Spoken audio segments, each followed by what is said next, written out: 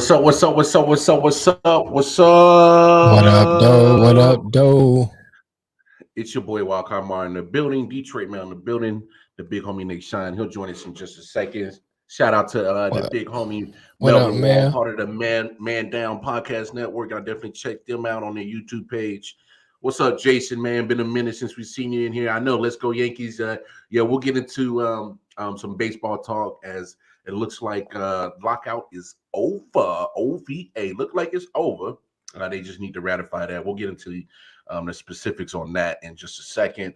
Of course, we'll kind of revisit the Aaron Rodgers trilogy in Green Bay.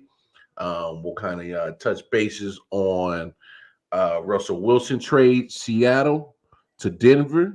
We'll kind of touch a little bit on Carson Wentz also being traded. He goes from Indianapolis to the Commandos or the Commanders. What is it? Whatever. Washington team. Commanders. Commandos. They walk Couple around commanders. just Ball Johnson dance. Just I don't know. We'll touch on that. When Nick gets here, he will be doing his round one mock draft version 2.0. So hopefully he'll pop in and do that for us. If not, we'll definitely readjust. But a few little sports topics to talk about. But before we get too deep off into that, while you over on YouTube, and like I said, you are visiting the Man Down Podcast Network on YouTube, make sure you go hit up the I.O.W. Sports on YouTube. Make sure you like, share, subscribe, comment, hit that bell notification, bing, and it'll let you Bang. know. Bang! What it'll up, let you Matt? know. It'll let you know every time we go live. What's going on, Matt? How you doing, big homie?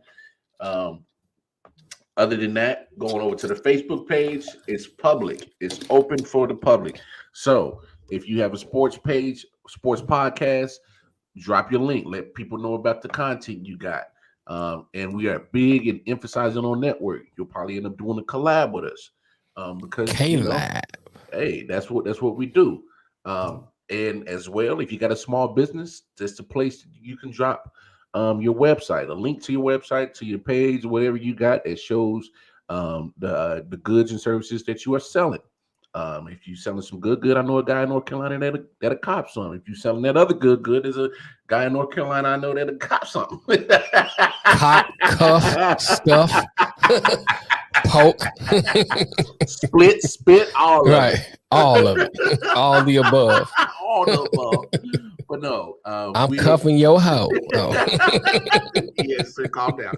Calm down. But no, the I.O.W. Sports Network on Facebook page is big, it's there, it's for everybody to network, join the conversation, start a good sports debate, drop a funny meme. We have great interaction, but that's what it's there for. We also do have the Twitter account, and Right. we also have the Instagram account.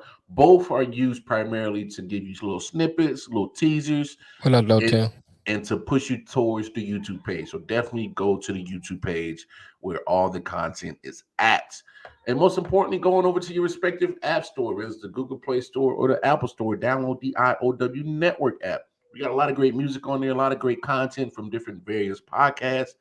And like I said, when we love music, you get independent artists who are on their grind trying to do their thing. And we also got some mainstream music and from different genres. So definitely check out the app. It's booming. It's a lot of great stuff on there. And I mean, you won't be disappointed. But look, you see the banner, you see it on the bottom of the screen. We came here to talk some sports. Man, we didn't get a chance to really talk about it because the trade had happened after we had went off the air on Monday. But Russell Wilson is on the move. I don't know if Sierra's happy about it, going from Seattle to Denver. She probably wanted a big market like Right. LA or Chicago or New York, you know.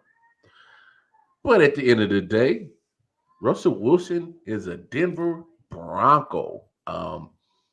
Denver Broncos gave up Drew Lock, Shelby Harris, Noah Fant, who is their starting tight end, and Shelby Harris is one of their starting defensive tackles. Gave up, was it 2 1s, 2 2s, and in the fifth or something like that. But it was a lot. It was like pretty much 4 picks and 3 players. And man, overall, so let me ask you this, Mel. Do you think the compensation was too much? Not enough? Yeah, it was too much. What's up, Scott? It was too much.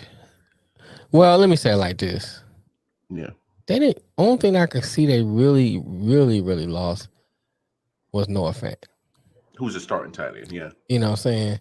The rest of them I could see them do without. So on Denver's end, I mean, if Russ come in and can be half the Russ he usually is, they're a contender. I mean, he's in a tight conference. You know, you got I'm saying, AFC period. Okay, now you got Mahomes over there. Mm-hmm. Now you got to deal with Herbert. You got to deal with my man over there in Vegas. Derek Carr. Yeah, you got to deal with who am I leaving out? Well, that's so you talking about Russell, talking about Patrick, Herbert, Derek Carr. Forget somebody. No, that's all 4. That's everybody. Okay, yeah. That's all 4. I'm used to naming somebody else without Russell, but anyway, yeah, that's a tough role to go through. Very tough role. Very tough role. role. Now you got a good team, good defense. You know what I'm saying? So I won't necessarily crown them, as a Super Bowl, going to the Super Bowl, but they got a better chance than going with Drew Lock and Teddy Bridgewater. Oh wait, well that's evident. That's clear. So here's a full compensation. What's up, big homie? What's up? I had to go to the liquor store and get some beers to celebrate baseball being back. But here's the full compensation. Broncos get Russell Wilson, 4th round pick. Seahawks get Drew Lock, defensive lineman Shelby Harris, who was a starter in Denver. Mm-hmm. They get Noah Fant, starting tight end, who was in Denver. They get 2 first-round picks, the 2022 2nd-round pick and 2023 2nd-round pick and the 5th-round pick. So pretty much that 4th pick that Denver got and that 5th pick that Seattle got pretty much watch each other out. Right. But pretty much that's what I said. It's pretty much 4 picks. So 2 2s, 2 1s, and Drew Lock, Noah Fant, Shelby Harris. Look, and I think me and Nick kind of touched about this the other night on Tuesday night when we got the news. But pretty much, like I said, the news came down Tuesday, and we touched on it on the late night show. So you look at Shelby Harris and Noah Fant being part of that deal. Mm-hmm. Maybe it was cap reasons, kind of help free up some money, possibly.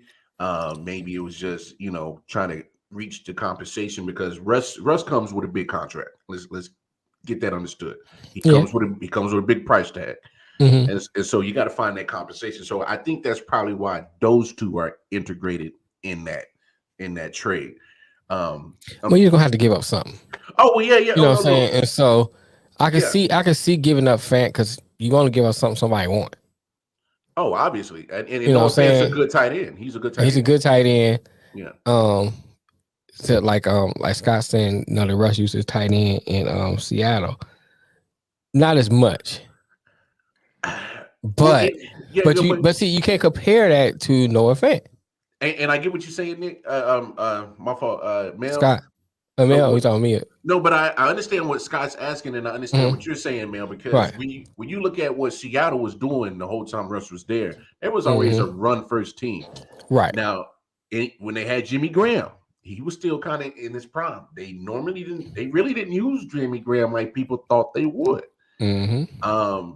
Then they had Luke Wilson. Ended up getting I think he got a ring with them, but he wasn't featured a lot. I mean, he got certain play calls where it seemed necessary to give it to the tight end. Gerald Everett that they got from the Rams last year, they brought him in to the division team. Really didn't use him that much. He kind of really disappeared. And I think Gerald Everett is actually a good tight end.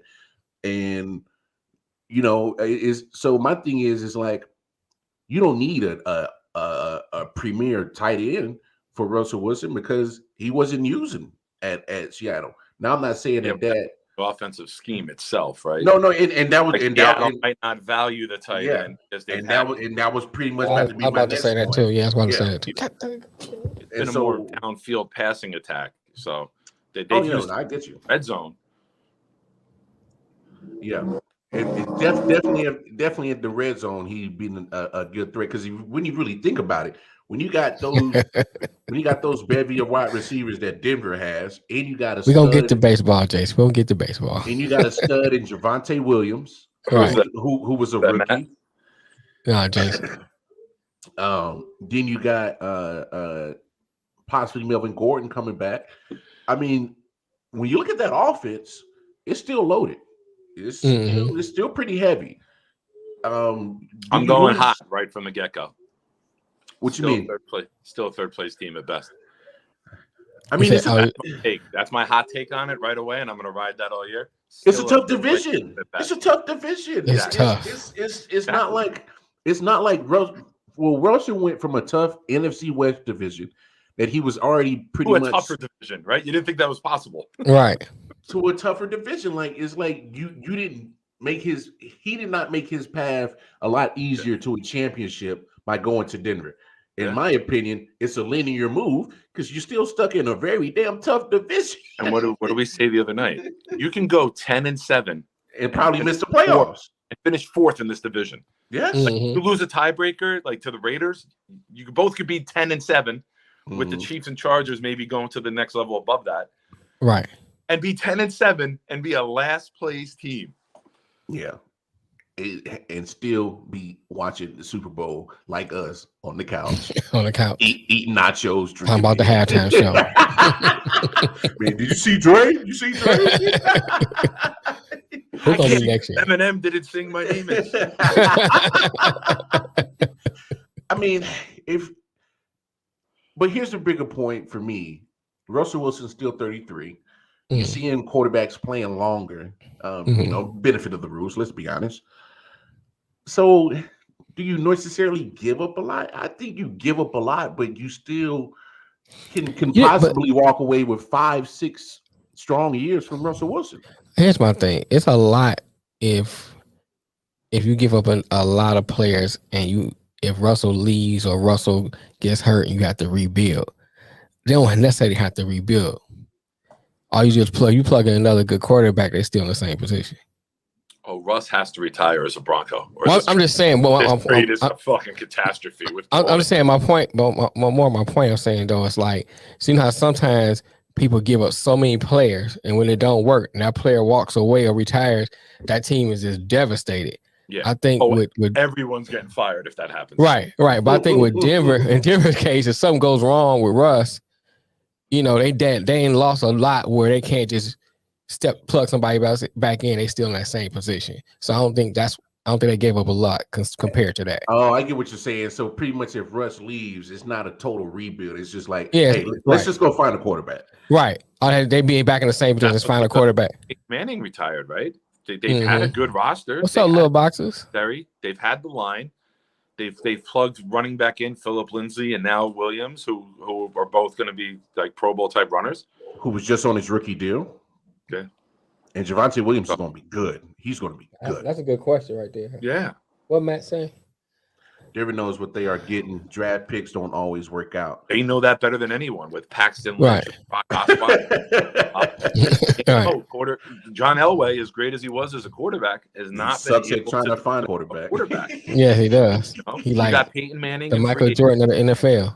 You got Peyton Manning in free agency, and then you traded a shitload for Russell Wilson. That ain't the same Russell Wilson as he was 5 years ago. The last 2 years, he disappears for games at a time, man, and looks pedestrian. So I'm very curious. This is obviously one of the things we'll have under the magnifying glass all year. Yeah. He'll have a great September. He always does, right? Yeah. He comes out on fire every September. Mid-October, 180 yards, no touchdowns. They lose 30-6. I'm curious to see, do we get the old Russ back? Was it maybe just maybe in Seattle? Or is it Russ? Yeah. So a lot of questions to be answered about so this. So what do you think about that comment right there? Does Seattle go for Watson? I mean, you got a lot back in that Denver trade. I think Seattle doesn't make a move because next year, we talked about it the other night, this is a year where some years it's good to it's better to be bad certain years than it is others. This year is a bad year to be bad. There's no elite quarterback. Next year, you got Stroud from Ohio State. You got Young from Alabama. You got Will Anderson from Alabama, the edge rusher coming out. Next year is a fantastic year to be bad. Yeah. So if you're Seattle, not to tease what I'm doing in the full round one mock we're going to do in a little bit, but maybe you take a lineman. You get a weapon in round 2. You get another weapon. You get another lineman. I think I just saw, did they make a trade today? Who was that? Seattle? I turned the laptop on and hooked up the hotspot real quick, and I had an alerts come in, and I thought I saw something about Villanueva going from the Ravens to Seattle. Oh, talking about left tackle Villanueva. Yeah. I might have seen something like that, but I don't want to assume, so don't quote me on that. You still got something hooked up to the laptop that comes up with like all sports alerts. Oh, really? So I hooked it up. I had a couple alerts come in, and that was one that I saw was Villanueva. Oh, Matt's saying he retired. I think that's what it was. Oh, okay. Okay. Either way, you look at but you can build everything this year with the number 9 overall pick. So Seattle started Drew Lock all year. They got 2 2s now, and I think they have 2 3s. So they got 5 of the top 72 picks now. And then next year, you have 2 1s and 2 2s, where say Locke or Gino do something crazy and win 5 or 6 games, and you got to go from 7 to 1. You have all the ammunition to go get Young or Stroud next year. Right. So I would build the roster out, and then next year go all in for a quarterback, because there's nobody worth putting giving away all that compensation franchise on this year. Yeah, like you bring in an Eddie quarterback in this year's draft, they're not set up to win in Seattle because Seattle's not set up to win, right? They don't have the line. Seattle got hella holes. So build the roster first, and then when you bring your quarterback in next year, you're in a much better position for that quarterback to succeed because the roster around them is going to be better. Yeah, to really answer your question, little boxes. So Seattle starts Drew Lock all year. In my opinion, I mean, I think you kind of have to. Gino's still under contract. Don't do that. Don't do that. Hey, this year's a wash. This year's a wash. Matt Corral won't move the win needle. You know what I mean? Like, if you're Seattle, you're fucking tanking this year. That's the goal. Tank, get an elite quarterback next year, and kickstart your franchise in year 3 of it. Sure, we don't even know if Pete Carroll gonna be there. He might not be. We said that. He might get fired after a 3-14 season this year. See, I don't think they're gonna fire him though. No, not get fired. I think he should resign before the season starts. Yeah, I think they're gonna give him one of those. You're putting the team even further behind the 8 ball because all of the coaches are already in place. Pretty much in place. I get it. You'd have to promote someone, and then you're not going to be able to find someone on the open market because the coaching maneuvers already happened. Pretty much done. But let me ask you this, though, Nick. What's the point of him staying around for a rebuild? It's a total rebuild in Seattle. What's the point of him staying around? I guess the organization don't want to fire him, and maybe they have a handshake agreement of this is yours until you don't want to coach anymore because you got us a Super Bowl and you got us to another one. So sometimes owners are very loyal to those who make that for them. That loyalty will fucking kill your franchise. Your job until you don't want it. Yes. But that loyalty is going to kill your franchise. This dude ain't won a damn nothing in 9 years. Right. You're a bullseye, Lamar. Might take your job in the front office. Yeah, I think so too, man. I'm just the South Park episode where they're talking about like illegal immigration. They took our jobs. They took our jobs. Took our jobs. No, I'm just of the belief is like, come on, like Pete Carroll, you're what, mid-70s? You didn't done it all. You didn't have success in the college game, had success in the pro game. To me, I don't think you have that much left to prove. You done it. I mean, don't get me wrong. The only thing that probably killed your career is you got too stubborn and decided to throw on the 1-yard line, and you probably would have had back-to-back. Right. But yeah, you tried to get cute. You tried to get cute. Everyone but I mean, expects us to run it. We're going to throw it. And Harvey come out. I don't know. They took our jobs. They took our jobs. Look, I'm with you, Matt. He got nothing left to prove. The point of staying around for a rebuild at 70 plus years old, all you're gonna do is just put your damn heart and cardiac in fucking jeopardy with all the yelling and screaming and right up and down. You're gonna be run up and down the sideline. Yeah. I could summarize the Pete Carroll still wanting to coach in 5 words. He hates his home life. That man don't want to go home. Look, Seattle got a nice buttload back for us. Matt gonna say just gonna die. Just gonna die. Seattle got a lot back in the load of releasing. I know. Ready? You can hear it. Wait, pop it. Baseball's back. Back again. Tell a friend. Well, hell, since Russell Wilson used to play baseball, and we got a few eager heads in here talking about baseball, let's go ahead and talk about it because Jason's itching at the tongue to talk about baseball. Real quick, Little Boxer says, I think people are bashing this QB class, but I doubt it will be the worst class ever. All that means is you don't have to spend picks trading up for a quarterback. You can get one at a cheaper value this year. Take a chance on one you like if you like one at a cheaper price, and you're 100% right. Yeah. Whenever you don't have the elite, like look at last year, for example, which we've discussed on the show. Trevor Lawrence and Zach Wilson go 1-2.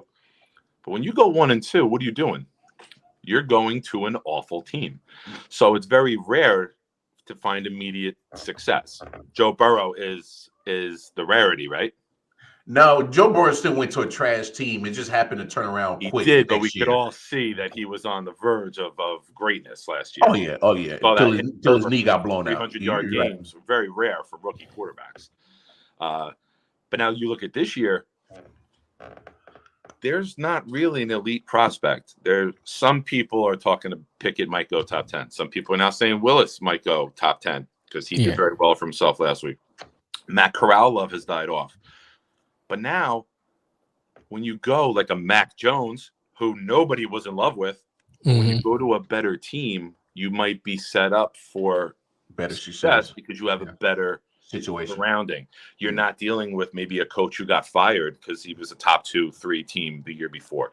So you're going to an established program with established coaching, and they know what they want to do, and everyone else around knows the system.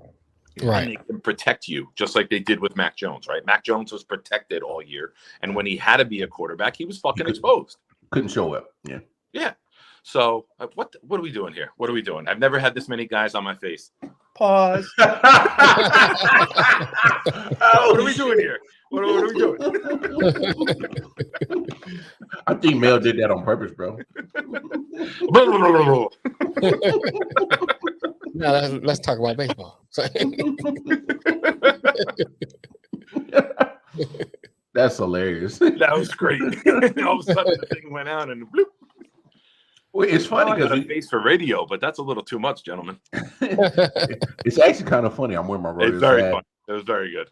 Mel's wearing his Detroit Tigers hat. I'm surprised you didn't wear the Yankees gear today. But look, I wore my Yankee shirt yesterday, and it's like I had to put the windbreaker on. It's nice up here today. The other one's a heavy sweatshirt.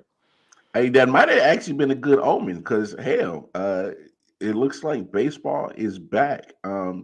I just got a couple hurdles to pass with the Players Association voting, but everyone believes that both sides were on par with the proposal, from what I read, and that it's just a formality of the vote going through. But they still technically, like Yankees fixed. Everyone's saying baseball's back, and it's like hopefully they could still have a fall through.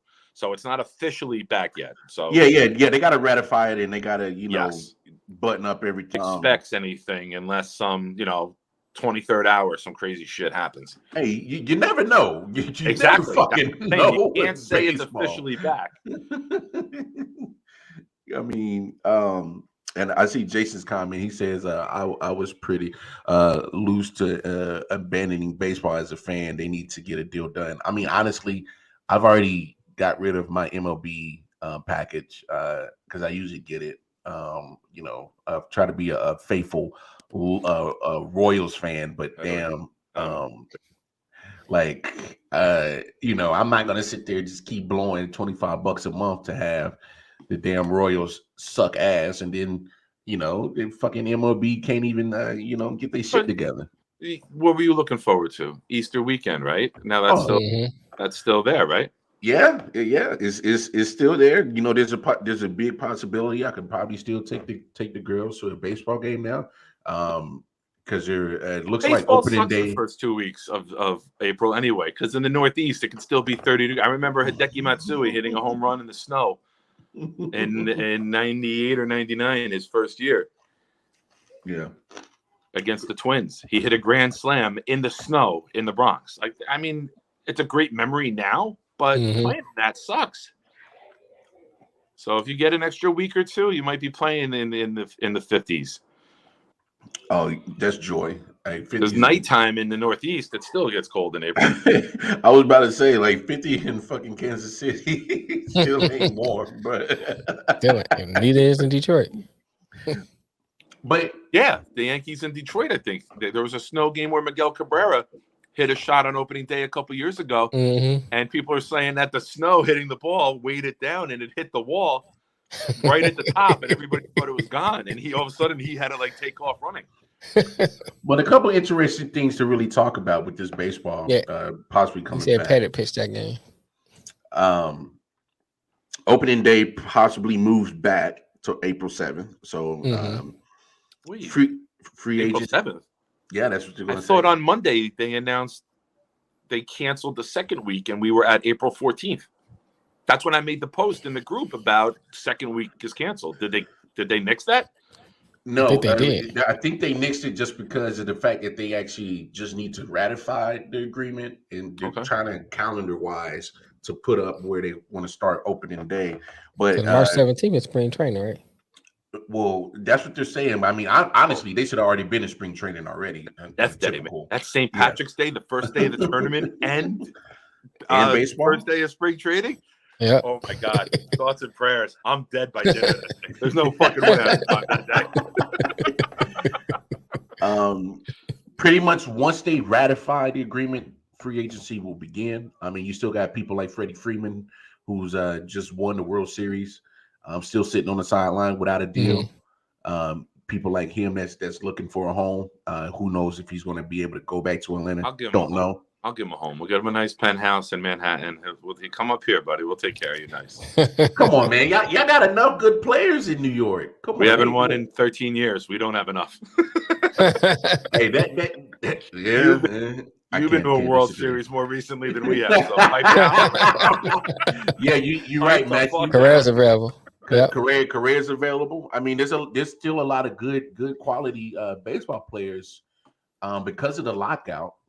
Yeah. Still without a home, and so our buddy Dave Sturcio at Chop Sports posted when Major League Baseball and NFL free agency happened at the same time, and it's the clip of Trump saying, "I'm going to come." That's actually pretty good because I mean, I've never seen nothing like this. Next week is going to be fucking exciting. Oh, next week's going to be ridiculous. I mean, you got the tournament, you got NFL free agency, you got MLB free agency. Jesus, it's going to be insane. We're gonna get and it's going to be fast and furious now because everyone's going to have the panic button, right? Well, and see, but that's what makes it interesting because you know that you got pretty much a short, limited time between opening day and free agency starting. It's like you got to find your home as soon as possible as a free agent, and so some of these guys might. On the flip side, you got to fill your roster. You got to know what you have. Mm-hmm. So it's both sides are going to be like, let's get this shit done. It's going to be rapid fire. Hey, here's one thing I didn't think of, but it just popped into my head. I'm pretty sure there was some talks between certain teams and players, and even though it might have seemed like tampering in the mix of a labor collective bargaining agreement, but if I'm a player, I'm like, hey, once we get this CBA through, like, come on, bro, like what we doing? Because like we're gonna be on a short amount of time. Like, what you thinking? Like, do I look good in your uniform? Or what does your plan have for me in your lineup and your roster? Like, come on, bro. Like, hey, it looks good. I'm Looks saying, good. like, it might be tampering, but I mean, if I'm a free agent, put on some of that blue and orange. hey, I'm talking to somebody. I'm talking to somebody. At Yeah, least through my agent. A lot of these talks happened before the shutdown. Yeah. So a lot of groundwork is in place. You know, when they have their winter meetings, the agents go and they start to discuss it. Like, okay, this is where we're sitting at. We're interested in your player. Then the agents will walk around, maybe talk to other teams. Nothing official is on paper and submitted, but they get an idea of what team is going to strike. Strike was a bad word. Yeah, you don't want to say that around baseball right now. It'll start bringing up some bad feelings, man. Yeah. But there's a lot of it basically was put on pause for a couple months. So yeah, that's a good point, Matt. They can't make anything official, but if you start seeing 4:52 today, the contract was ratified, we're good. By 5:30, there's going to be this player agrees to terms here, this player agrees to terms here. Like, it was literally just put on pause. Because I'm looking at right here, besides the free agency period, of course, which we just talked about. How do you guys feel about the National League adopting the DH? They was talking about doing it for a while anyway. They kept playing around with the idea. So, I mean, the three of us, I don't have my Yankee hat, but Detroit, Kansas City, we're all American League fans. Yeah. Right. So we're very used to seeing the DH. Yeah, we're used to that money being spent on it. And let's be real, hit, when our teams go to the National League, we're at a disadvantage because we're benching one of our regular starters. I like it because I'm an AL guy. I've always thought, you know, my father was a Met fan. He hated the DH because he hated the Yankees and me. But that I can understand. As a Yankee fan, not as a son, but as baseball guys who sparred and jabbed each other all the time verbally, he would always hate the DH because the Yankees had it and he felt they were at an advantage. So, and the shift is banned. Yeah, I saw that. I knew that's coming too. They were talking about that all the end of last year. Yeah, but getting rid of it. Guys hit 230 or 240 now. Yeah, but here's my thing. Here's my thing. All the shift is just saying that, hey, we know that this guy has a tendency to only hit it this way. Why would I not alter my defense to make him hit it? When we played, I'm saying, but we did it. We did the shift. So I understand why all of a sudden it's such a big deal. I think, you know, most of the people who crying about the shift probably played with the shift most of their baseball career. So why are you crying about it?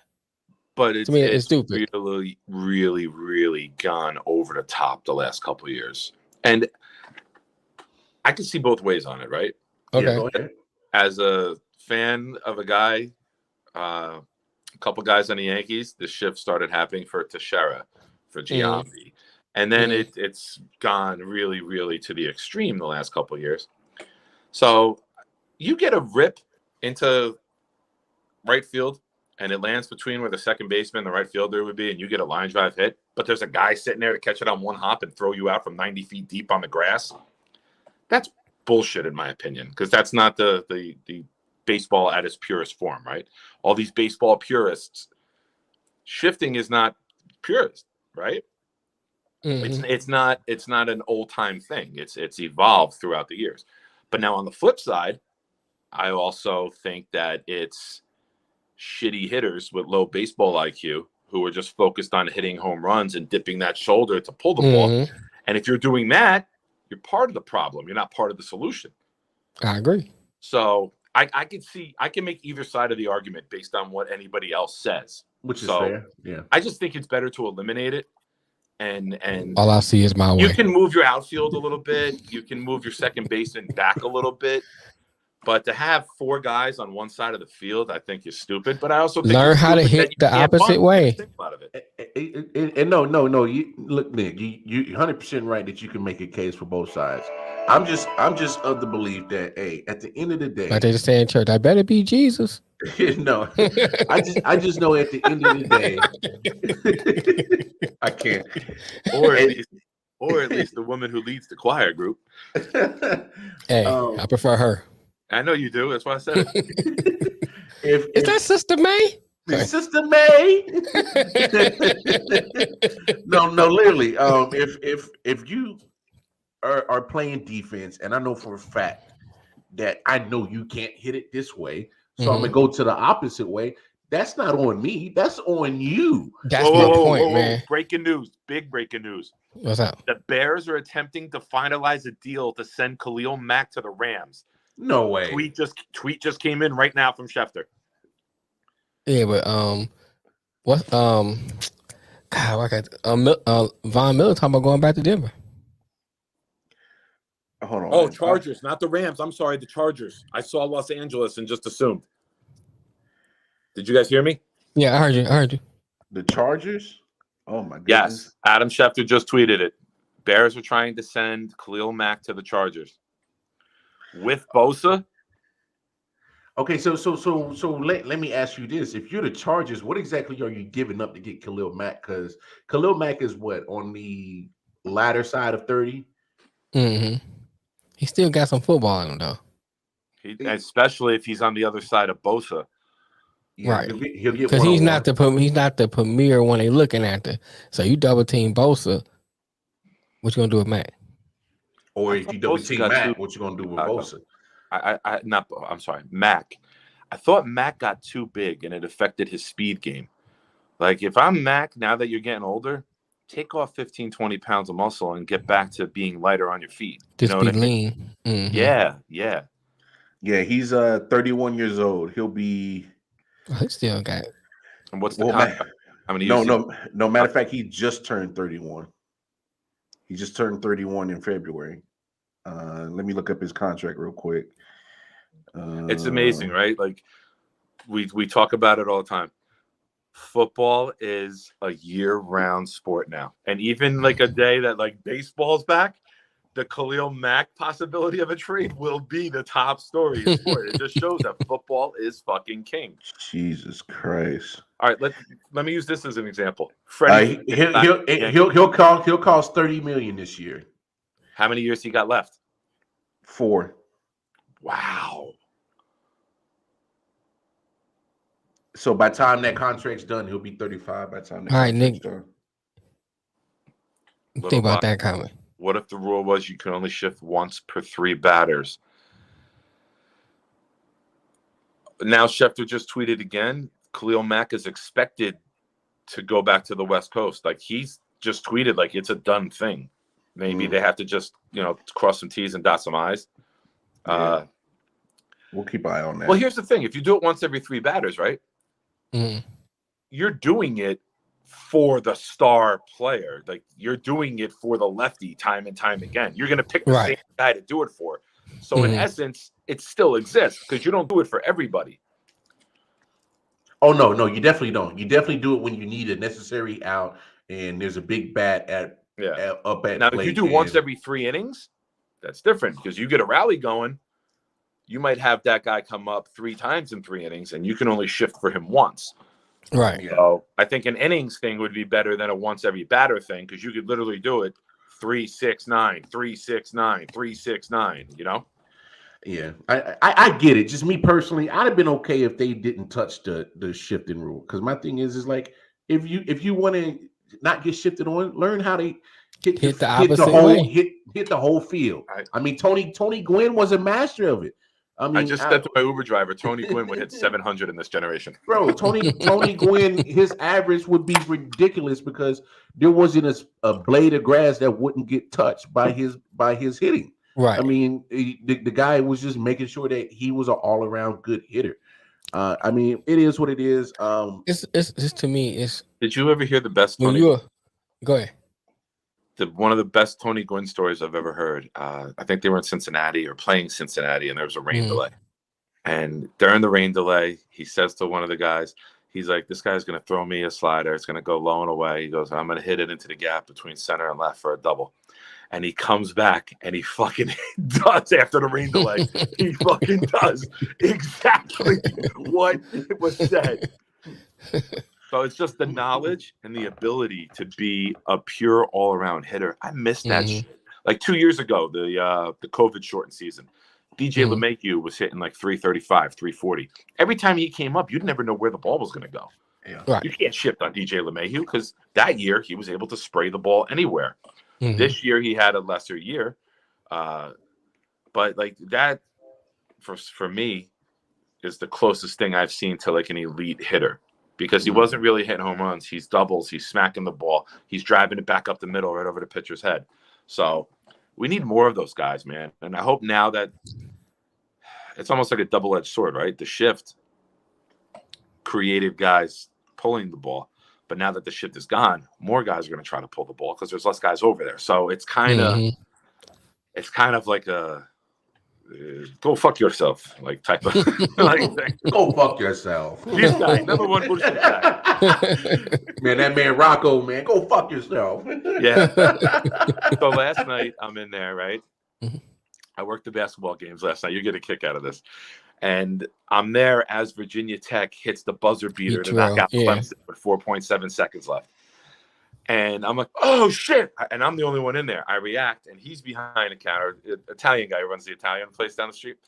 And he goes, oh, what happened? I'm like, oh, they were down 4. This guy missed a free throw. I'm talking to him like he really fucking cares. Like I would talk to you guys about sports. And then he turns around and he goes, I don't fucking know what you just said. And I'm like, I turn around, I look at him, I go, you know what I love about you? You're consistent. You're always a fucking asshole. And he's like, that's why I love you. I don't have to be nice to you. Yeah, just came through on my phone too about Khalil Mack. That's wild. That's crazy. That's wild. That is crazy. I can't believe that. Hey, when you got to go after Mahomes and you got to go after Russ and you got to go after Carr, load up, baby. My prediction on Bobby Wagner is Bobby Wagner goes AFC West. He either goes to the Rams or he goes AFC West. Now, there's a tweet that came out today that the Lions, the Jets, and the Patriots are teams interested in Bobby Wagner. I don't know why the fuck he would choose any of them. I wouldn't want the Lions to get him. But you've been paid, right? You've been paid. Go get another ring. You were a linebacker of the decade. Right. I would definitely, you go to Kansas City, they need help. You put them in a linebacker. Who's Hitchens was their guy, right? Hitchens is gone. We're going young. I know he is, but I'm saying that was their best linebacker. Bobby to the Ravens. No, he wasn't even close to our best linebacker. Who's I can't name them. That's what I'm saying. It's not our rookie Nick Bolton was our best linebacker. I forgot about Bolton. Yeah, Bolton was not Missouri, right? Yeah. Nick Bolton was good. Willie Gay's young. He has lots of speed, but he's more of a wheel linebacker. He's an outside linebacker more than anything. Could you put Bobby in the middle of that D? Oh, trust me. Oh, I got you. Oh, I understand exactly. You need defense, man. The Bills exploited you. Without a doubt, we need defense. Bobby Wagner would help Nick Bolton and Willie Gay's game go to another level. Trust me. He can teach him. How about now? You put Wagner on the Chargers with Derwin James, Mack, and then you got Mack and Bosa. Now you draft a cornerback because you need more corners on that team to cover everybody. Right. That's looking like that West is fucking loaded. You got to go defense now in the draft. I don't understand. Like Wagner to the Giants. Who's that, Matt? Yeah, no, Matt. Matt. No, Matt. No, Matt. No. Yeah, what's up, Anthony? Yeah, we were just talking about that because the alerts just came over both of our phones. There's a good chance that Khalil Mack will be headed to the Chargers. Spoiler alert for my mock: the Broncos don't have a round 1 pick now after the trade, but I have Vegas, Chargers, and Chiefs all picking defense in the first round. Oh, you at this point you'd be foolish not to. I'm not gonna say who. You'd be foolish not to. I mean, look, I think Khalil Mack, him being 31, him being on the same line of Bosa is going to be able to free him up and because I look, I know a lot of people was getting on Khalil Mack. He's like, oh, what happened to the same Khalil Mack that was in Raiders uniform? He goes to Chicago, gets the money, his numbers go down. It's like, well, if you look at what his situation was in Chicago, you knew who you had to cover, and he would get double teamed every time. And Robert Quinn on the other side, and Quinn wasn't bad. No, Quinn wasn't bad, but I mean, you're not looking at a murderer's row like you were with the Rams with having Aaron Donald, Leonard Floyd, and Von Miller. I mean, you're looking at, hey, maybe we let somebody else possibly, protect them one-on-one, but you make sure you double team and eliminate Khalil Mack. Khalil Mack was the name that she's like, we got to eliminate him, get him out of there. Right. So. I think with him going to the Chargers, that makes that division even more scarier, makes that situation even more beneficial for both Joey Bosa and himself, because which way you're going to slide your protection to, depending on who's getting off. So who towards Bosa because he plays, but both of those guys are injured a lot. So both of those guys missed some time. Yes, I say Khalil Mack. Like J.J. Watt Juniors, right? No, I'll say this: Khalil Mack lately has been hurt lately because I mean he's taking a pounding. He's pretty much the only guy that you got to take out the game plan. And so when he was in the Raiders uniform, he wasn't missing games. He wasn't missing a lot. Quinn just set the Bears single season sack record. He passed Richard Nett. So Quinn is no slouch. Yeah, but I'm saying he has the Rams record and the Bears record for single season sacks. I'm not saying underrated player. I'm not saying Quinn's trash. I'm just saying he benefited from two people. He benefited from Aaron Donald and he benefited from Khalil Mack. Yeah. He's getting a lot of benefit of the doubt this year too. It was Quinn's show because Mack was down for a bit. True. Very underrated player. Very, very underrated player. I like Robert Quinn. But I just, I got to keep it 100. He's benefited from some other great names on that defensive line, but he did do what he was supposed to do. Good lines do, right? Oh yeah. Of all good lines do. Lawrence Taylor had Leonard Marshall. Yeah. Derek Thomas had Neal Smith. Yeah. Mm-hmm. You always need guys to complement piece the pressure off. Yeah. Yep. That's why I've been killing the Jets because Quinnen Williams was there by himself. Yeah. Well, no, your boy got hurt. I'm not putting him on the level of the other guys. I said. No. I'm just saying your boy got hurt in spring training, training camp. So Carl Lawson. Yeah, I mean, you guys had a pretty much a good plan in motion. Yeah, and it just got killed by injury. So I mean, shit happens. Chargers are expected to send second round pick and a 2022 second round pick and a 2023 third round pick to the Bears. That's it. You're taking the contract off their hands. When you take that contract, but still, you pay less when you take that contract. Wow. Still, if that was the case, I'd have told the Chiefs to make that move. Right. I'm corrected. A 2023 fifth. Wait, hold on. A 2 and a 5 and take on the contract this year or 5 next year. Oh, wow. Come on. Any team could have possibly came up with that. I would have found ways to manipulate the cap to go make that happen. But you're also getting that money off with a new coach before free agency starts. Wow. I'm still got a young quarterback. You want him to succeed. You got to have that money. Speaking of quarterbacks, me and Nick kind of touched on it last night. Mr. Carson Wentz. And we already talked about it too much. Next topic. Now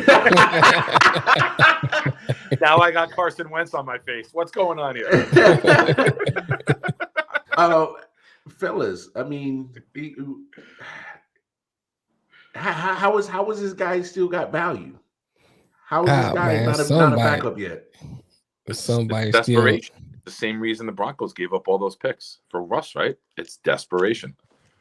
And but I can understand that for Russell Wilson, not Carson Wentz. It's lightning in a bottle again. Shit, and dried up, bro. Washington is a more of a desperate situation than Denver is, because Washington they need a quarterback bad, and then they put all that faith in Meineke, Meineke, the Midas touch. Yeah. Hi, Nicky. It's like I'm saying hi to my son. Hi, Nicky. And he didn't pan out. I think it's perfect that we started talking about Carson Wentz as Lamar was sucking on a lollipop. It's a visual representation of Carson Wentz's play. But I don't think that they're gonna do any better, any worse with Wentz. It's gonna be the same.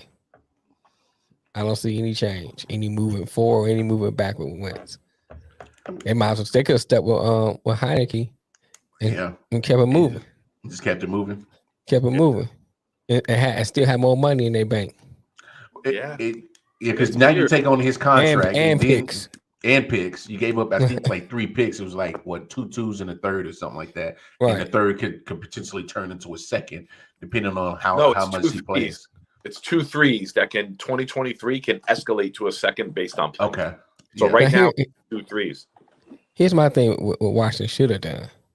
Stuck with Heineke. Try to do good in the draft. Wait till next year. Because you're going to suck. You're going to suck this year anyway. So wait till next year. When you have better quarterbacks coming out. Then go for your quarterback. Yeah. I think they would have been in a better position. Now, I don't hate it.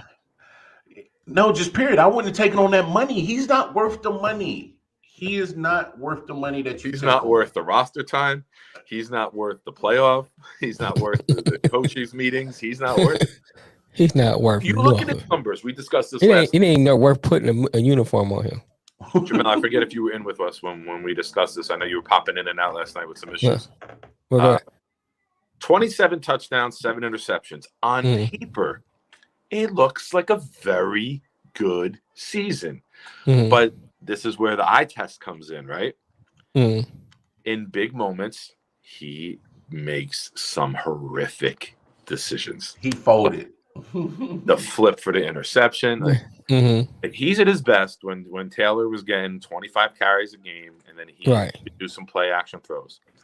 Gibson's not that type of runner. McKissick's not that type of runner. Those guys are better in open space with some swing passes than they are pounding between the tackles. And you got McLaurin, you got Curtis Samuel, who misses a lot of time, and now you got Logan Thomas, the tight end, coming back, who's athletic. I think he tore his knee on a touchdown catch this year, but he'll be back for the start of next season. I mean, can you catch lightning in a bottle with Wentz and get some good play out of him? Yes. But I think the knock that we all have is that he's not going to be the same quarterback from week 1 to week 17 or game 7. Consistency.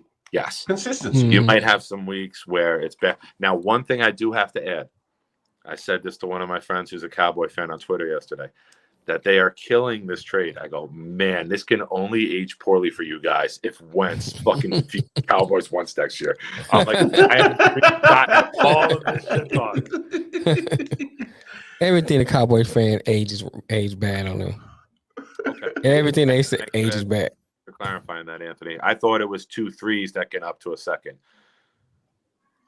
So it's 2 3s and a 2. What the 2 is this year? And then there's a 3 this year, a 3 next year, and a 3 the following year, but that third can turn into a second depending on. So it can end up being 2 2s and a 3. Yeah. All right. So I mean, look, a team's got to take a chance, man. If you don't like the quarterback in the draft, which it seems Denver didn't, and now Washington didn't, and Pittsburgh's probably going to make a move. Colts are going to make a move. Look, I get taking a chance, Nick, but this guy. Well, I mean, if you were a GM or you're an organization and you evaluating all the talent in all 32 teams, you're looking at Carson Wentz and what he did in Indianapolis. What do you see that he can bring to your team? An old man Phillip Rivers did better with that same roster. This is my main Just point. Saying. He has an elite running back. It's official. A great defense. Bleacher Report just tweeted Mac is official. Okay. So Mac is a Charger. Start the new league year. Jesus Christ. That AFC West getting just loaded by that fucking day. Jesus Christ. All about it. beat the shit out of each other.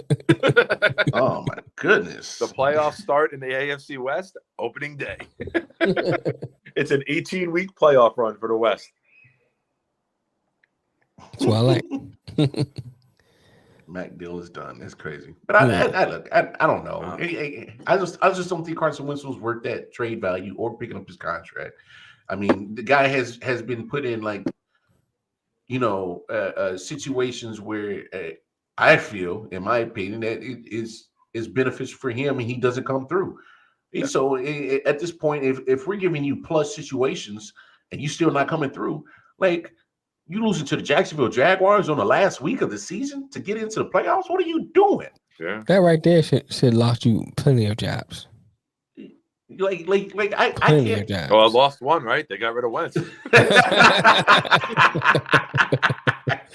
you gotta go. I mean, I honestly, it's bad when people are racing to get Mitch Trubisky out of Buffalo.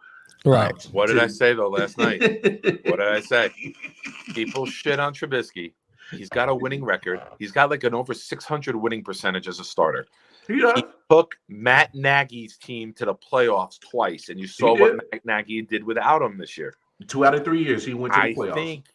And he wins a playoff game against the Eagles if Parkey was the kicker. Cody Parkey was a double doink. Yeah.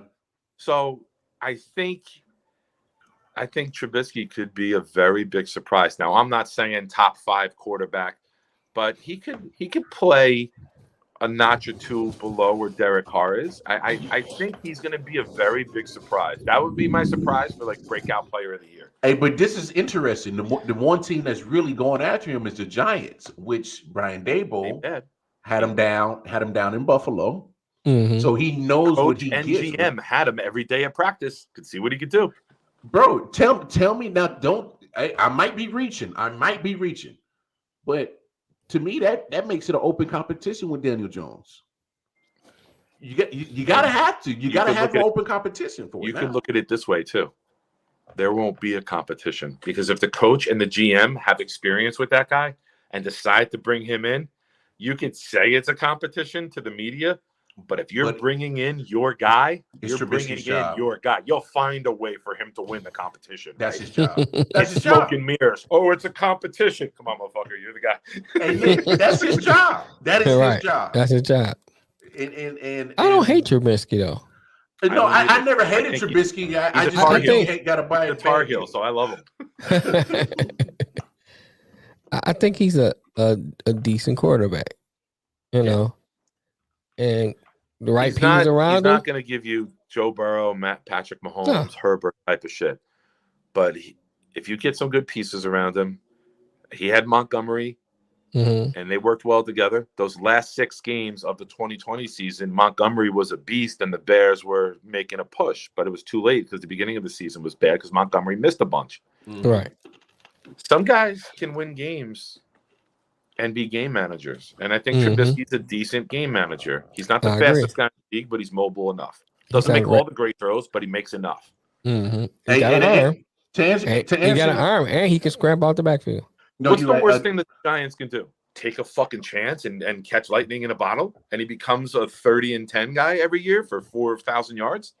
What are you going to lose? Daniel Jones ain't giving you that. They got Daniel Jones. So to answer Matthew's question right here, talking about what was the defense that let him down. No, Carson Wentz in that offense stunk up the joint because they got away from what got them there. They got away from Jonathan Taylor. And they went through multiple picks and gave the Jaguars a short field, if I remember this game correctly. The Colts went 4-12 on third down. They're not sustaining drives. That has nothing to do with the defense. That has everything to do with the offense. That's your quarterback making throws. Throws. He's not moving the chains. That was a playoff game, and he stunk it up as much as he possibly could. Stunk it up. Not only did he stunk it up, he literally gave away their opportunity. Because at that point, that was your second loss in a row, but the Colts were literally one of the hottest teams going into week 17, and all they needed to do was win 1, and you lose 2 in a row. So and that was a team that many of us were saying could make a run, right? If they got in, because game defense, we said it all year on the show. That was one of the Run teams game that you defense, you did put them not in the want to playoffs. see going into the playoffs. You didn't want to see them. No, they were a team in October, November when they blew the Patriots out on that Saturday night. Yeah. Collectively, America was like holy whoa. shit, this team can make a run. Yeah. Little did they know, they got chased down by a Jaguar.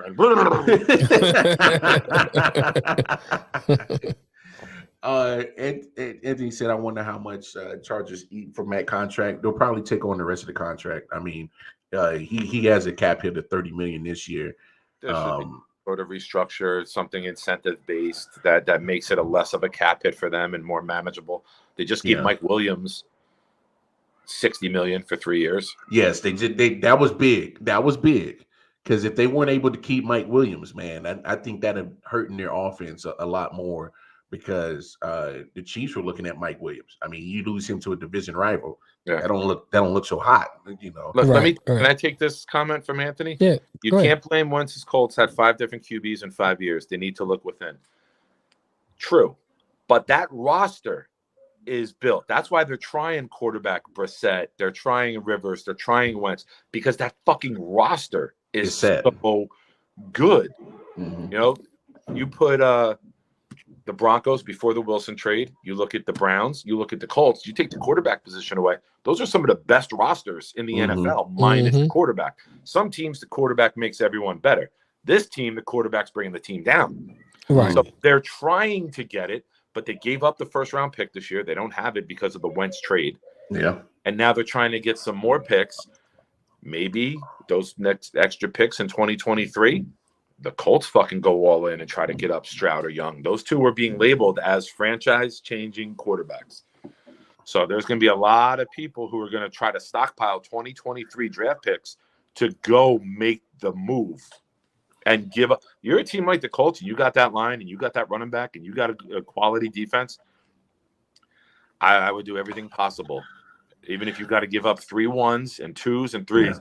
If you go and get Start to look at how that's I was gonna address this in a second. Here's why the Cowboys are different.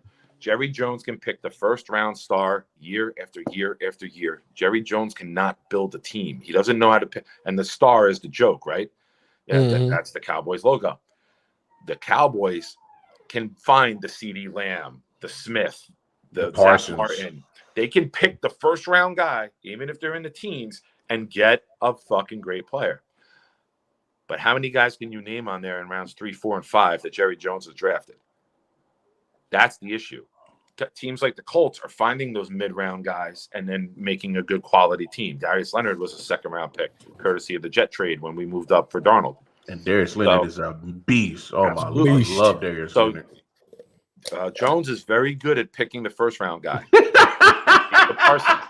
But they're not good at what do we got? Fuck the Cowboys. We got Matt right on cue. Yeah. Well, Matt's the Giant fan. Yeah, he's a Giant fan. The Matt. Washington fan. Yeah, and Anthony's a Washington fan, so I get it. Yeah. But yeah, you look at the Cowboys, their problem is filling out a depth. Jerry can find a star. He can't find the grunts. He can't find the selfless guys that you need to get that motherfucker off the screen. But that's the issue. That's the difference between the two. And not only that, you look at some of the moves that Jerry Jones has been making in the front office with contract extensions. Personal life about 25 and a half years ago. No, yeah, we'll get into that in just a second. But he literally pays and overpays when it's not necessary. There wasn't a reason to pay Zeke Elliott with 2 years left on his rookie deal to pay him $90 million. There wasn't no reason for that. And now you're stuck. Now you're stuck with a running back who's probably not even the best running back on your roster. He's a new daddy. He's got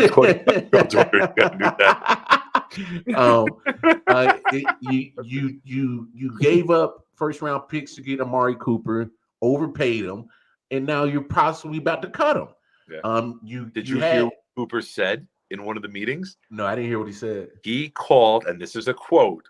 One of the stories coming out from one of the Dallas writers I saw on Twitter is that Amari Cooper called Dak Prescott the Black Kirk Cousins. Mel, I give that to you. Called Dak Prescott the Fuck black Kirk Cousins. Cousins. Fuck Kirk Cousins. so in essence, fuck that. No, I meant fuck the white Kirk Cousins. I like the black one. You look at Jalen Smith, linebacker, gave him a contract, and then next year you cut him halfway through the season, and now he can't find a roster. So there's money blown right there. Another owner who reeks of desperation. Yes. He's had an obsession since their last Super Bowl win when Jimmy Johnson built that team, handed it to Switzer. And then Jones was like, oh, if Jimmy Johnson did this, I can fucking build a roster too. You haven't won since you've been the GM. Which you can't. It's not as simple as it looks. But when you're the boss, and I'll say it again on the show, just like with Al Davis with the Raiders, the Dallas Cowboys will not be good till Jerry Jones dies. Hey, so that's a football assessment. That's soon. not me wishing death upon somebody. Oh no, I got you. You have an owner who's making decisions and trying to just find the fastest guy or find this guy and doesn't know how to really build a team. But when you're the boss, no one's going to tell you no. Yeah, the Cowboys will not win another Super Bowl. Just remember, he almost went and got Johnny Manziel. So. Man, he was like, "Oh, Johnny's he's a great athlete, and this and that." Yeah. Jerry's desperate. Like Jerry reeks of desperation. He wants everybody he picks to be a superstar. The Jalen Smith contract. Cowboys fans were losing their minds when they paid him extension. Yeah, he's very, very awful at structuring a team. No, he's great at business. No, he's great at marketing. Most of our television deals are people point to Jerry Jones and say he was very instrumental in this vision and the deal. But go work for the NFL front office. Stop running the team that you can't get to win because you have not won since you have been the player decision maker. But I'm all about it. Hey, I get you. But the crazy thing about Jerry Jones is like, and we talked about this on the late night show a couple of weeks back with the $2.4 million settlement for cheerleaders, voyeurism situation, which I still find disgusting that his daughter was getting peeped on by this guy and it's his right-hand man, and he did nothing about it, didn't fire him. He literally retired, so he wasn't fired. Like, he was given an opportunity to gracefully bow out. Yeah, get a severance. Like, come on. And so, but now the news story is, oh shit, that's up. Jerry Jones might be a papa. Might be a pappy. Oh, so, it's not might be. Are you my dad? What do you say when you meet a nice man? Are you my daddy?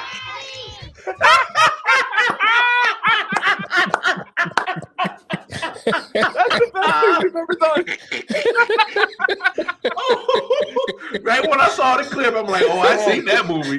That was good, man. That was good." So my fucking face hurts right now. Oh, that's so good. So here's a story. I need that shirt. I want the kids there. Jerry Jones, and then on the bottom, "Are you my daddy?" Oh, we need that. Oh man, that's hilarious. Please make that shirt. That'd be hilarious. That'll probably sell like hotcakes. Oh my god. So here's the story from ESPN. A 25-year-old woman is suing Dallas Cowboys owner Jerry Jones, alleging that the billionaire paid her mother hundreds of thousands of dollars in '96 to conceal that he was the girl's biological father, a secret that the lawsuit says he has carried her entire life.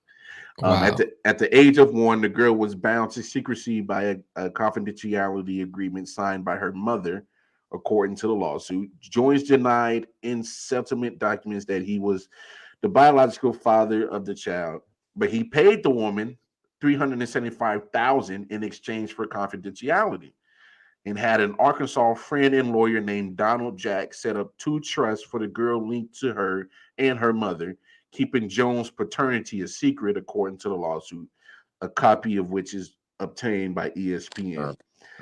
A Texas judge ordered the case sealed this week after a motion filed by Jones's lawyer The Dallas Morning News first reported on the lawsuit earlier Wednesday.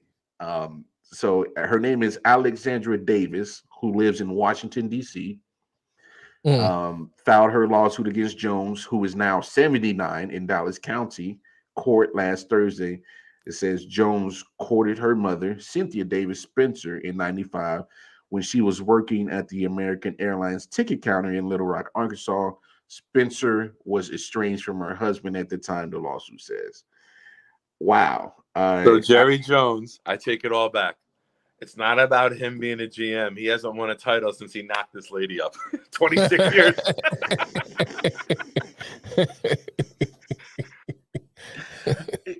Look, man, this is getting. Can we have this conversation about? I know why wouldn't you? If you're this woman, why wouldn't you? You're like, wait a minute. Fuck this non-disclosure. You signed it when I was a kid. I'm an adult. This man's close to dying. He's a billionaire. I want my fucking. I want my cut. I want my cut. Yes. My check. I don't blame her. I don't. Yes. Blame her. This girl. What do they call it? A bastard daughter, right? In this situation, it's a bastard child. So. Right? Yeah, I guess so. Now, so this bastard she's going to be a third owner of the Dallas Cowboys in about 10 years. She's going to do one of these. Yo, you can take a picture. Go ahead. but to me, I'm rich, biatch. But to me, this speaks more about the other allegation with Jerry Jones and the behavior that's going on in the front office with these good old boys, clique, crew. Mm-hmm. To me, this speaks to me about pretty much not only his behavior, Darlimple's behavior that cost a $2.4 million settlement for voyeurism on the cheerleader. That's nothing too. We talked about trust me. It's atrocious that a team worth that much and people worth that much. That's a weekend dinner for them on Friday and Saturday. Right. 2.4 million. I spent more than that on sake. Take this. Yeah, and I get you, and I think is pretty trash. That's pretty much no kind of real punishment.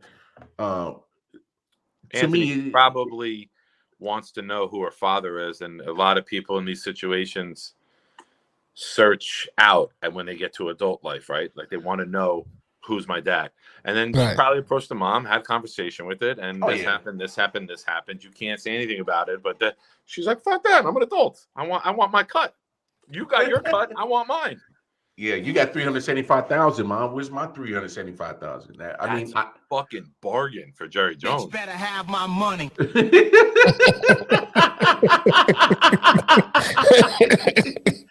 I mean, you can't blame the woman for wanting to find out who her father is. To me, it could have been the garbage man down the street. She wanted it. Could have. It's not her wanting answers because it's him. It's just that was the answer. It's him. Right. But I think we need to have this conversation as much grief that the media likes to play on players having bad judgment off the field.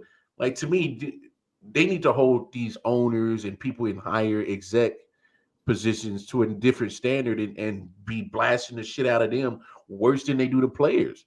I mean, you're looking at guys who's supposed to be the example of behavior and setting the standard in NFL teams. No, but hold on, because I hear you. Because the media will be quick to bash a player if they have some kind of off the field nonsense. How many times has Antonio Cromartie been bashed? Oh, he's been bashed. Antonio Cromartie is the reason for that video you showed exists. That's the Antonio Cromartie family.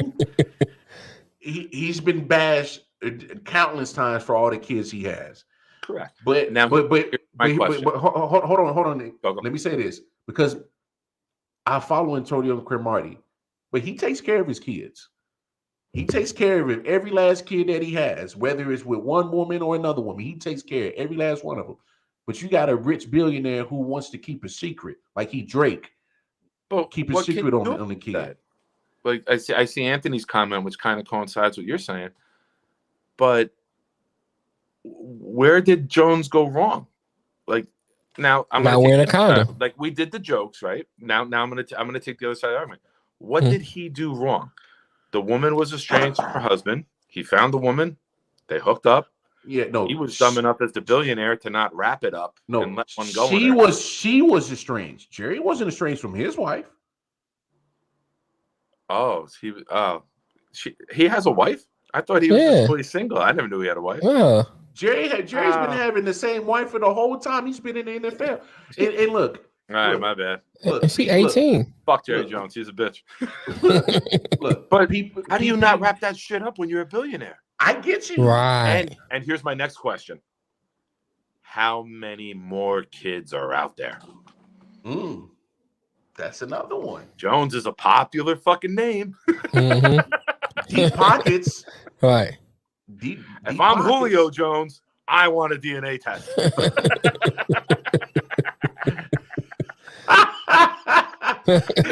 Wait, my last name is Jones.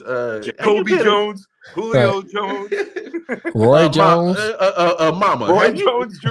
Have you been in the Dallas, Arkansas area in the last 30 years? Yeah, let's go holler at Jerry. Hey, next week we got to see Jerry on an episode of Maury. Talking about, yeah, I am not the father. Maury's just like, you are the father. You are the father. You are the father. Ooh, not the father. There's one. You are the father. You are the father. I'm not Jerry's saying... gonna have to sell the Cowboys to pay child support.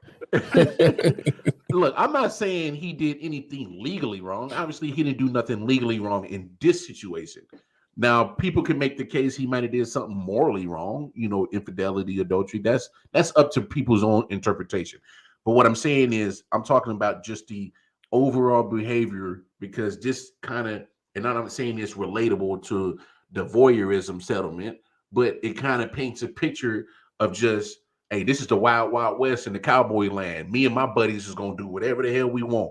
We're going to sleep with whoever we want, touch whoever we want, kiss whoever we want, and do whatever the hell we want because we the money man, and we going to do whatever the hell we want. To me, it speaks to a different type of level of behavior that's not being checked. Anthony, the reason you hide it is because you were married. He saying do like Schwarzenegger did and had the maid. He had the maid raised the kid. Yeah, the jump off chick was the maid living with you. You know what I'm saying? Kind of Schwarzenegger was all cold when he is. Hey, yeah, he went to another level. Like, I'll be right, Maria. I gotta go ask Maria for something else. But no, Anthony, he hid it because the man was married. And but you hide it because you can, right? You hide it because you can write that check for $375 and not stress it. You have your lawyer draw up the papers, and then you do it to protect face.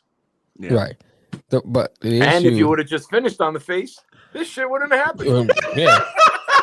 You could have left the child on the face. You've been good. Listen, give me the disclaimer, Lamar. Go ahead. The thoughts and views of Nick Shine is only his and his only. Do not represent I.O.W. Sports Network. Go ahead, Nick. If you nut on the gut of the slut, this ain't a problem. Because he cheated on his wife. Yes, Anthony, 100%. He because if this is known years ago, in the prime of the Cowboys in the 90s, that wife has every reason in the world to divorce him, get half, and then to be a really disgusting situation for him to deal with. So you're better off going to your lawyer and be like, yo, I fucked up. Take care of this. Make this go away. But I want to expand on something Lamar was saying. Go ahead, man. But here's an issue too. I look at when the players do it, the media, people on Twitter, everybody call them deadbeat dads, running them down, blah blah blah. Jerry Jones do it. Oh, he's a millionaire. He's a billionaire. He can do that. No, he's a deadbeat dad too. We're fucking giving him the smoke right now. I'm not saying you. No, we are. I'm saying the collective. I'm sure everybody media is. That's a kid who needed a dad, and you'd rather write a check than be there. He gets that fucking treatment too. He doesn't get a pass. Let's see. Let's see. I think anybody who has a kid and hears that you wrote a check to not be a part of that kid's life. Oh yeah, I mean I agree with you. What you're saying? Fucking smoke. Now we're doing it in a joking manner because we're an entertainment show, right. But I think anybody who looks at this situation and has a kid, I've seen the Eminem reel. His dad never wanted to be a part of his life. He's like, if my kids went away, I don't care what it would cost me. I would go to the end of the world to be with my kids. Mm-hmm. But this just shows the piece of shit human being he is. Yeah, Right. and that's my overall thing. You rather write a check than be a part of someone's life because you're trying to save face. Meanwhile, that girl is 25. It's a girl, right? It's a woman. Yeah. She's 25 years old, never knew her dad. She wants answers. She's got mental torment. She's got mental hell. She's got a void in her life that you were never there. And to the mom, fuck you, because you should never do that to a kid. A kid should have the dad in their life. Well, But she wanted the check instead of the co-parenting. Well, let me say that. Hold on. Wait a minute. I get what you're saying. But like, I'm talking about it from a parent aspect, not a morality aspect. No. I understand what you're saying, but here's the thing: you gotta look at it from this standpoint. And I don't know the lady. You are a single mother now. I don't know if she had other kids or anything. I don't know. And you figuring out how you gonna raise this child. And you already know this man don't want to be in your life. You do what you got to do to raise your child. Take that $375 and you know what I'm saying? Let me say this. How many? But I mean, okay, you could have got $375 a month if you went on record that it was his kid and got a DNA test. You could have, but then you don't know that. Jerry, people are intimidated by rich people. You probably could have got $50. I'm saying, but people are intimidated. You know, having that kind of money and that kind of power is intimidating. It is. It is. You know what I'm saying? So you don't know what he could have said to her to convince her not to go that way. Yeah. So, you know what I'm saying? Two cowboys show up in Spurs with a gun on the holster saying, we need you to sign this right now. Or you're going to find a flight of stairs at 8.5 months. Hey, listen, Nick, that's not far-fetched. It's not. Because the same guys made the one guy retire. Y'all know Corey Chin of the Man Down Podcast Network stays in Dallas. A big Cowboys fan. I mean, there's a lot of chatter down there on how much pull Jerry Jones has in that area when it comes to the Cowboys, when it comes to football, and not only just being a billionaire, just literally just pull. And in Arkansas, you gotta think about in Arkansas because that's where he's from.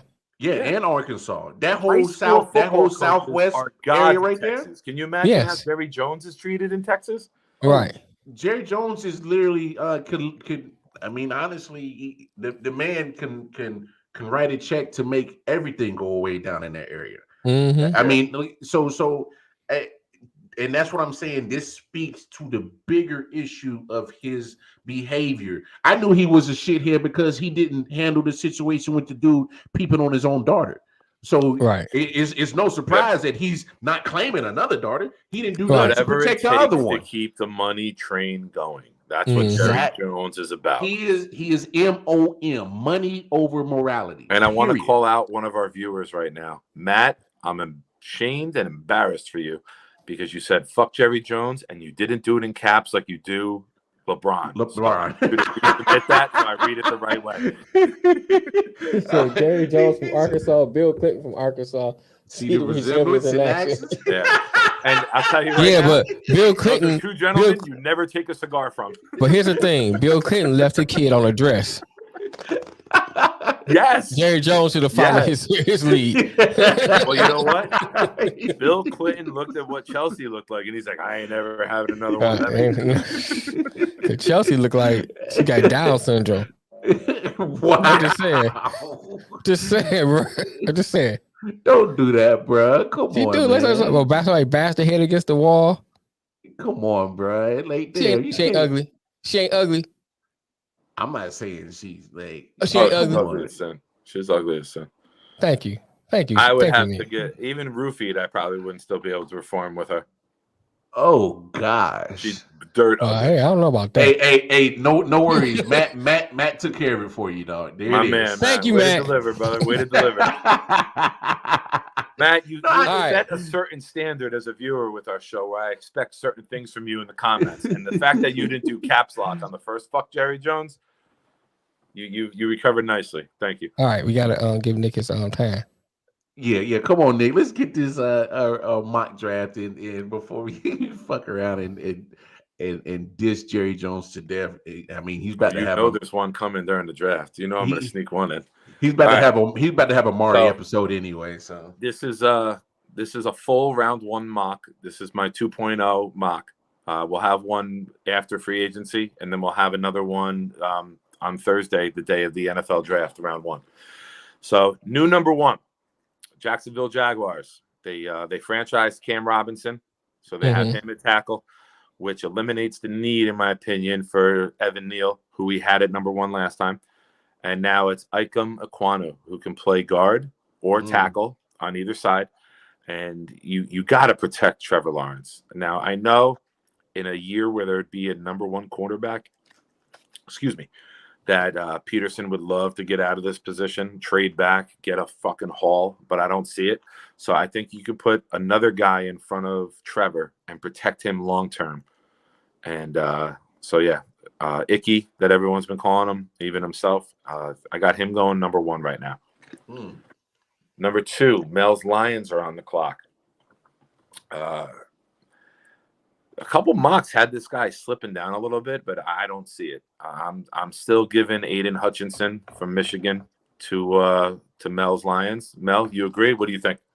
Yeah, now I heard a couple of different things too. I heard that Jacksonville might, since they franchised the old lineman, they may go best position or best player, and they may go Hutchinson. That's why I moved Icky up, because after the combine, everyone fell in love with this guy. He lives, breathes, loves football. So that's why I moved Icky up. Yeah. I wouldn't be surprised if Jacksonville tries to trade this and get some extra picks to help fill out their roster. But if that happens, no, I know we're not talking trades, but if that do happen, and this too, they just released Trey Flowers. Yeah. So I think that plays Flowers. That opens up the window, right? Yeah. So I think they released Flowers today, I think. Yeah. So that's going Jacksonville. If Jacksonville signs a guard in free agency, I think it opens it up for a trade out or Hutchinson. If Jacksonville takes Hutchinson, I don't think I'll take Thibodeau now. At first, I was sold on him, but I don't know if I would take Thibodeau now. He won me over at the draft when he was talking football and he was talking pass rushing and studying YouTube and following Von Miller's 100 sack video. Every sack is listed. He's like, if I have a move that I don't have in my repertoire, I see it, I work on it, I practice it, I implement it. So I think his love for football got blown out of proportion. I don't know who started that shit. Yeah, but they did the same thing with Trevor Lawrence. Yeah. People always shit on everybody. Everyone's got their hidden agendas, right? An agent might pay them, be like, hey, we're going to give you $100,000. Talk shit about this guy to help my guy bump up and get paid more. Right. So you never know what the motives are. You got to think too, with this generation, they're not like a football. They have other things besides football, but that doesn't mean they're not committed once they're playing. Yeah. And I think people misconstrued that, because people say, oh, because I'm not always talking football and I got other interests, that means I don't love football. That's not. I mean, I cook on my job. I ain't always talking cooking, but when I'm at work, 110%. Absolutely. I put it in there all the time. Doesn't mean I don't love doing it. Yeah, you do. Go on. All the time. I put it in all the time. A couple times I didn't pull out, now I got 4. But anyway. But yeah, I think it's gonna be. I think Jacksonville's pick is in what they do the next couple months or a couple of weeks up to the draft. Yeah, it's gonna be interesting what the Lions do. This week, next week, this time, we'll have a better idea of what it's going to look like. Because if they go sign a guard, they go get Daniels, Tomlinson, and get a guard. Now they don't need the line. Now they can go elsewhere. Right. They can trade out. They can take Thibodeau or Hutchinson to pair with Allen. Anthony said go kill Hamilton and put kill Hamilton that man's at the career. back of that defense and use Hamilton like Parsons. Because if you knew Parsons was Parsons last year, he wouldn't have fell to 12. He would have been the top 3 pick. Oh, yeah. And people are saying Hamilton can be another Parsons. So it's going to be interesting. Texans, ironically, good segue. Houston Texans at number 3. I think they take the unicorn. I think they take Kyle Hamilton. Okay. You got Lovie Smith, who's a long-time defensive mind in the league. You can use him like a Parsons. You can use him to blitz with his speed, his size. He can eliminate tight ends. He could play the weak side linebacker. Right. He can do it all. I think that Lovey, as long as he's been coaching defense, He sees a guy like Kyle Hamilton and says, I can do wonders with this kid. You can draw and create and have a lot of fun coaching a guy like this. Right. Number 4 with the Jets, Kayvon Thibodeau, pass rusher. You got Jonathan Franklin Myers and Quinnen Williams on the inside. You got Carl Lawson coming back. You put Thibodeau on the edge. This scheme, this system has always been about getting to the quarterback. And if you have those 4 dogs up front, you can create a lot of havoc on pass rushing downs. So I think the Jets, if Thibodeau is there and Ekwonu is gone, I think the Jets right now are looking at Ekwonu, Thibodeau. But if the Jets go out, same thing I said about the Jaguars. They go out and get Daniels or Tomlinson or another guard, that eliminates Ekwonu. Right. Because you Fant and Becton a tackle. And now you take Thibodeau, you take the pass rusher, because pass rushers make the rest of your defense better. Lamar, what do you think? I mean, my thing with Thibodeau is he can get nicked up pretty easy and miss some games, especially with like ankles and things like that. I just don't want it. Let me ask you a question with that. Is that being a college player and being overly cautious because you don't want to hurt your draft stock? Or is that a lack of commitment? Because your commitment as a college player, when you're labeled as one of the top players in the draft, is to get to the draft healthy, right? Oh, yeah. Oh, yeah. No doubt. So what do you think with that? It's weird because, I mean, look at Williamson in Alabama. He played all year. Corliss Williamson? Oh, no. I'm thinking Arkansas. That's Arkansas, sir. That's Arkansas. That's the 1994 Razorbacks? No. Out North Carolina? No, in Alabama. Oliver Miller. I got you.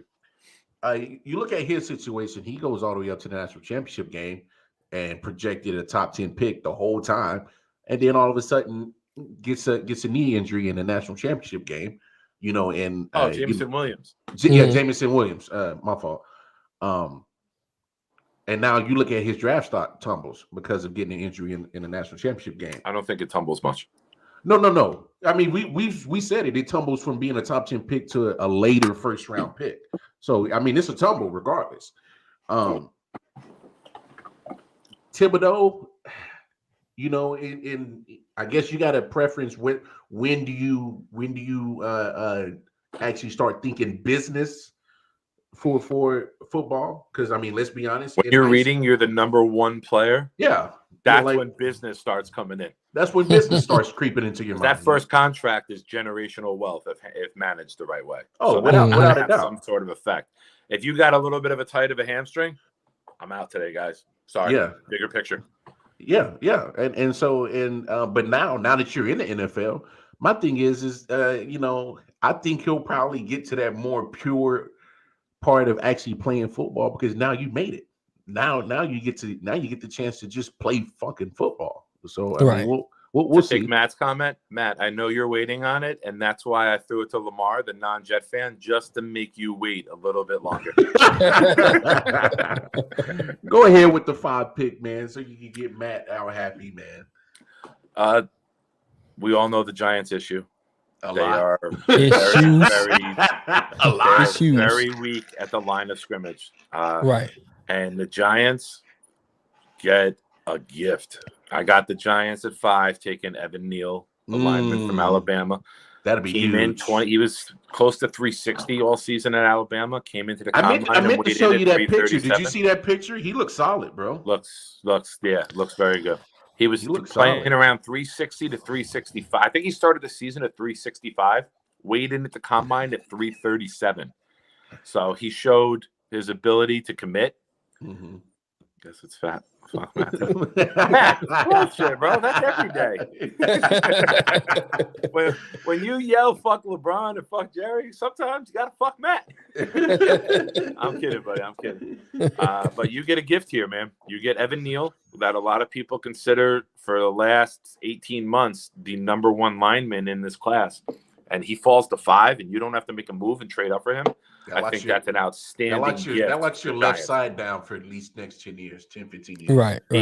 That's a gift, Matt. You got to be happy with that one. Number 6, the Panthers. Now, I do the mocks on the day of, right? What are we doing today?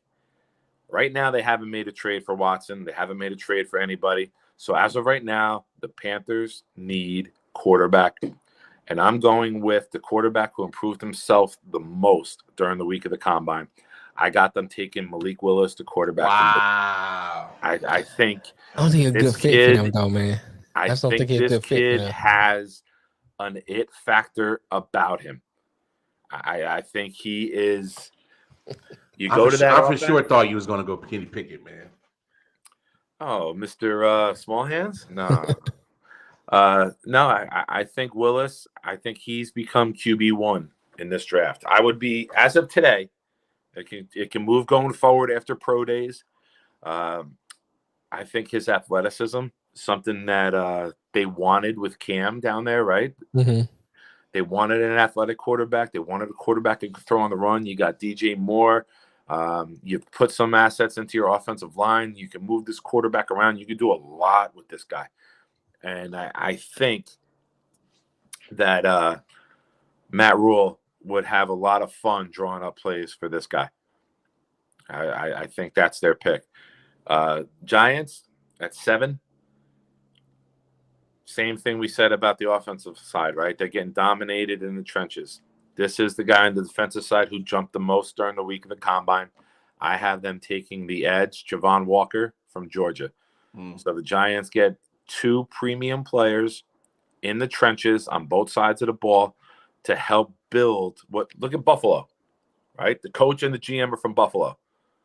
They took a bunch of offensive linemen, and then they take D-line after D-line. Mm-hmm. And when you're at 5 and 7, if the Giants keep these 2 picks, get a premium player on both sides and start to build your identity as a team with the new regime. Number 8, Falcons. We know what happened this week, right? Yeah, with they got to go wide receiver, bro. Garrett Wilson, Ohio State to the Falcons. No brainer.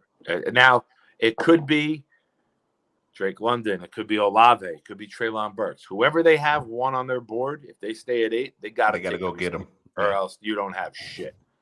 Yeah. So as of right now, I think Garrett Wilson is the first guy on the board. If Jameson Williams didn't hurt the knee, I think Jameson's there. Yeah. But right now, Garrett Wilson, because he could start day 1. Jameson might wait till October. About midway through the season. You're right. Little spoiler report. Spoiler alert earlier in the show. Seattle's now at 9 over Denver.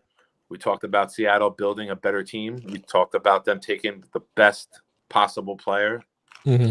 I got them taking Charles Cross, the lineman from Mississippi State. Phenomenal lineman. Would be top 5 if it wasn't for Icky and Evan Neal if he was in this draft by himself. Oh, now they built an offensive line. Oh, okay. You have to.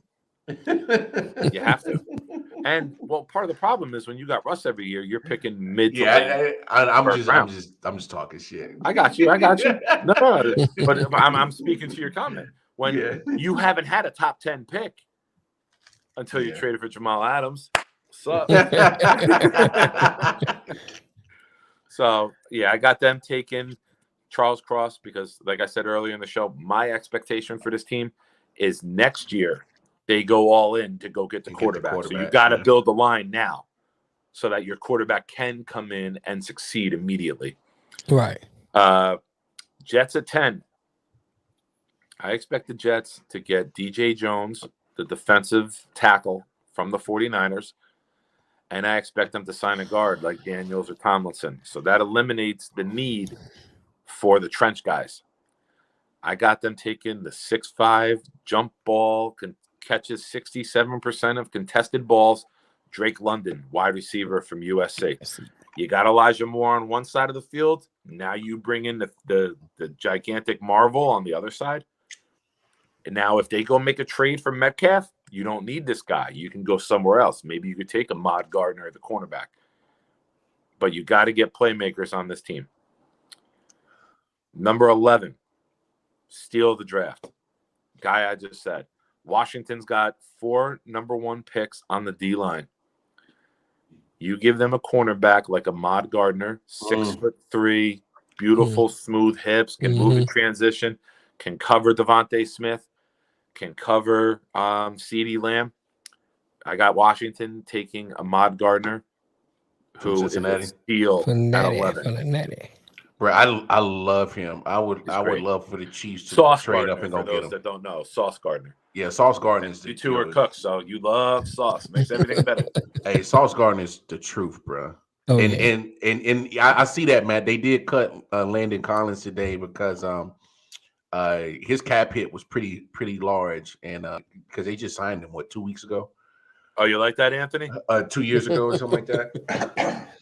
You got to play D in that conference. You got in that division to get to the top of that division. You got to play defense. So that's a gift at 11. That's an absolute gift at 11 to get Ahmad Gardner. That's a good pick right there, man. Vikings at 12. They got a couple needs. Now, when I do these mocks in the PFN, it tells you the positions of need for each team. And what's funny is Houston Texans are the only one that has the one that says everything. Everybody else has positions. This guy, along with Hamilton and Gardner, are the three people who are far and away possibly the best at their position. I got the Vikings taking Tyler Lindenbaum, the massive, powerful center from Iowa. Yeah. You got Dalvin Cook. You got Justin Jefferson. Guys like that, as of right now, you still have Thielen. Guys like that cannot do what they do without controlling the front of the line, right? You need the line to protect, and you need the line to block. And I think Tyler Lindenbaum to the Vikings, I could see Linderbaum going before this. I could see him going at 7 to the Giants. I could see him going at 10 to the Jets if we don't make a move. But I do not see him falling past 12 as of this moment in time to the Vikings. Next up, we got the Browns at 13. Landry. Quarterback. Not this year. Not this year. I think this is a very good roster aside from quarterback. But if you want to build your team and without making the quarterback position better, you got to give the quarterback a weapon that makes him better. And I think this team is good enough to wait a little bit for this guy to get healthy. And I got them taking Jameson Williams, the wide receiver from Alabama. That's interesting. Because only reason why I say that's an interesting pick is because you lose, well, you release OBJ. You don't know for certain if Jarvis Landry is coming back. I know they tagged David Njoku, so that leaves you with David Njoku, Austin Hooper, pretty much as your top two, or at least two targets on offense. I know they still got Peoples-Jones. You have your whole offensive line coming back. Yeah, still got Chubb and Hunt, yeah. This pick, you're playing the long haul, right? You're not asking for this guy to be a superstar in September. You're asking this guy in season 2, 3, 4, and beyond to be one of the best receivers in the NFL. And I think this roster is good enough. They were injured as hell last year. Oh, they were. Roster is good enough where you add and inject this playmaker when healthy. That's a fucking steal. This, to me, the ACL, he falls from 8 to 13. But I think that this team is good enough to look at him and say, hey, this guy's too good to let pass. We don't need him to be a superstar day one. We need him to be a superstar halfway through the season and on for the rest of his career. And he, to me, the NFL comparison, Devontae Adams. Yeah. You can get Devontae Adams at 13 in the draft. You do that. That's a steal, right? And not only that, there's still a deep wide receiver class in free agency. I mean, there's going to be a lot of wide receivers that's going to be available that you can possibly – you don't even have to break the bank for them. Like Allen Robinson has gotten his money. Amari Cooper's gotten his money. There's going to be some guys that's going to be looking to get on a good roster. In Cleveland, you're right. Cleveland's a good roster. So, go ahead, big homie. Next up, division rival, the Ravens, picking at 14. They got some needs. Marcus Peter is a Diggs type, right? We've talked about it during the season. It's either a pick or it's giving up a touchdown. I got them taking a guy who a lot of people, until the love for Ahmad Gardner came on, was number 1 cornerback. I got them taking Derek Stingley Jr. from LSU, the cornerback. Now, you could see them go wide receiver to give Lamar another weapon. You could see them get a trench guy on either side of the ball. But I think in the AFC, with the AFC West is built the way they are, and You got to play defense. Diggs, You got to cover somebody. you got to be able to cover. So you can either try to get in a shootout and lose because your quarterback isn't too accurate, or you can build that old school. This, to me, could be like a Chris McAllister move, right? When they had Chris McAllister in the early 2000s, they had a number one cornerback. They put him on that side of the field, and they said, deal with that shit. Yeah. Stingley could be that guy.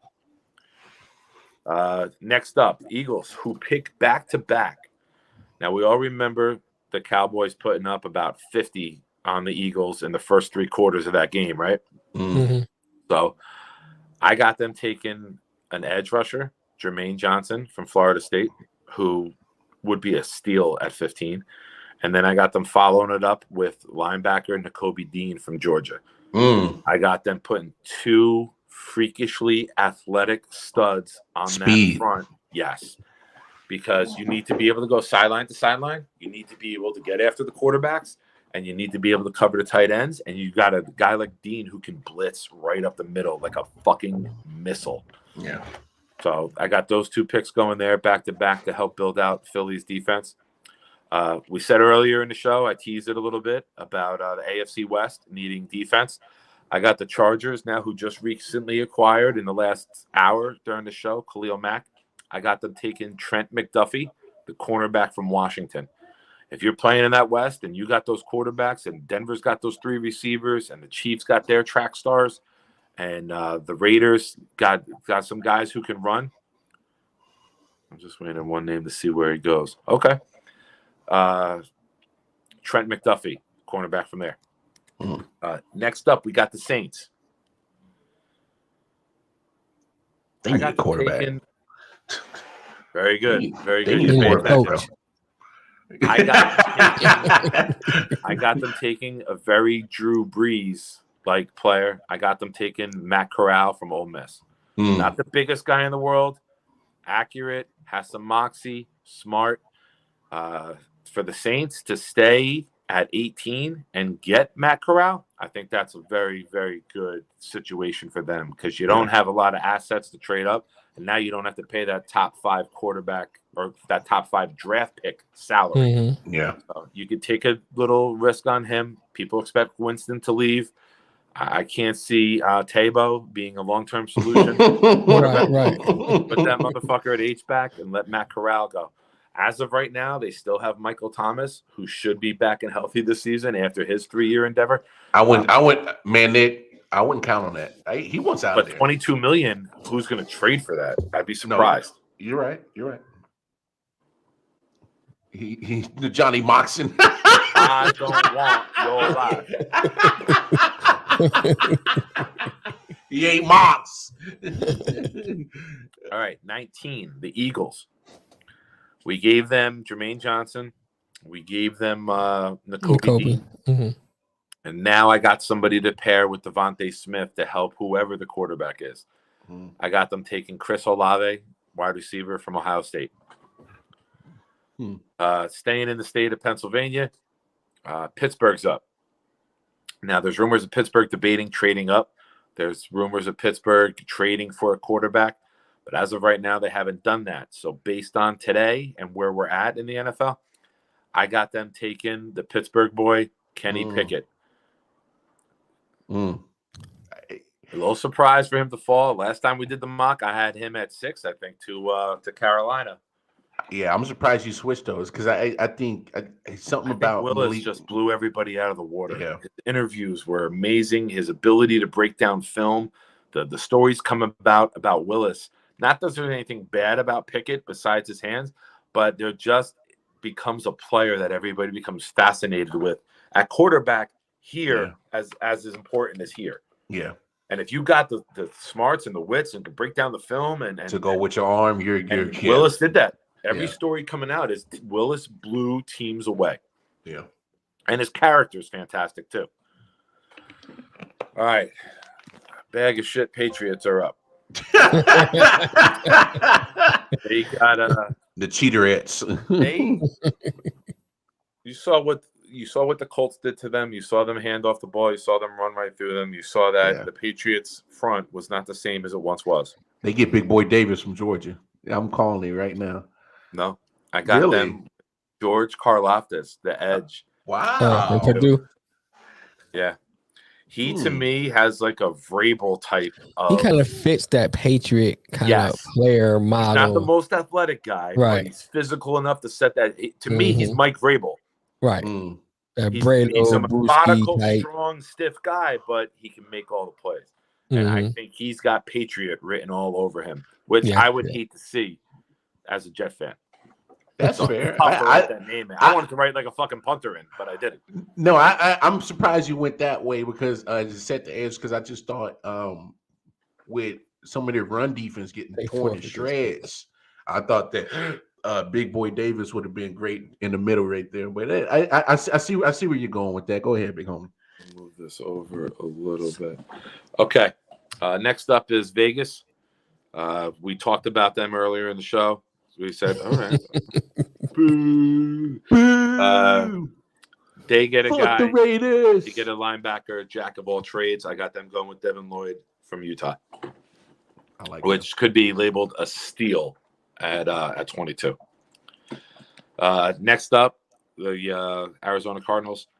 I got them taking defensive. Oh, no, I'm sorry. Wrong team I'm looking at. I got them with the guard, Kenyon Green from Texas A&M. Yeah, I figured you were going. So they need some help on the front. Yeah. You know, they're gonna possibly lose Chase Edmonds, running back, who I would love to see as a Jet paired with Michael Carter. But they take Kenyon Green. They get a guy who in October, November, when these mocks really started building up, he was going top 10. He was going to the Jets. He was going to the Giants. So to see Kenyon Green here this late is a surprise. Next up, the Dallas Cowboys. I got them taking a guy who at the agree. It's a given. It's a given. I got them taking a guy who might possibly be one of Jerry Jones's kids. I told you there was one coming. The only difference is the reason he's not a kid and you don't need a DNA test is because he's tall, strong, and smart. So you know he's not one of Jerry's kids. I got them taking Trevor Penning, offensive lineman. I like him. I do too. And he at the combine, man, this guy was filthy, people to the ground, nasty. Yeah, he's a mauler. Yes, this was the pick that turned my stomach with this mock. I hope this guy doesn't last this long, but Buffalo picking at 25. Lamar, you mentioned them a few minutes ago. I got them taking Jordan Davis. Wow. They got some edge rushers. They got Rousseau. They got some other guys coming off the edge. They got a good secondary. This would be an absolute steal for Buffalo to get Jordan Davis here. This would put their defense was already number one. Yeah, that'd be nice with him. Now you're adding this monster. I think your guy's coming up next, Anthony. I don't know your college team, but I think this might be your guy if I were to guess. Next up, we have the Titans at 26, and they take the edge, David I.O.W. from Michigan. That's Am my I right, team. Anthony? Is that your guy, Anthony? Let me know what he says in the chat. 27.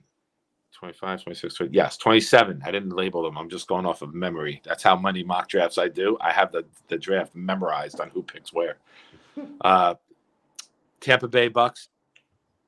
I don't expect Sue to stay there now that they're not a contender and they have some questions at quarterback. I got them taking a guy who I might not see this guy last this late either based on what happens in free agency. Defensive tackle, Devontae Wyatt, also from Georgia. So 3 Georgia D linemen go in the first round so far. Oh, wow. Green Bay Packers. We know Captain Drama is back. We know that they tagged. Dun, dun, dun.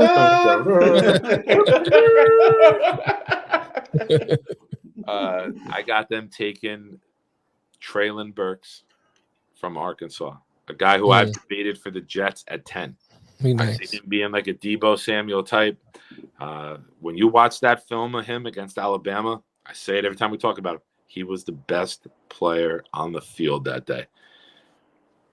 Where are we at? 29. My college team is Oregon. My guy was Jordan Davis. Yeah, my guy too. Yeah, Davis is a marvel. And I don't see him falling that deep. I see him maybe going in the teens. I think Philadelphia 15-16 back-to-back would do wonders for their team to get him. But put him next to Fletcher Cox. Oh what? my God, Jordan You Davis. froze. No, I'm saying put Jordan Davis next to Fletcher Cox. That'd be nice. That would be nice. And look like you froze. Like you froze.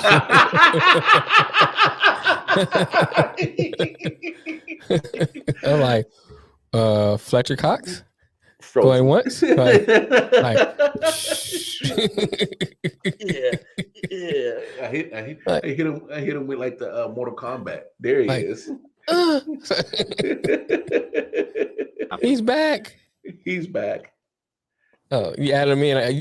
Okay, you go add him in.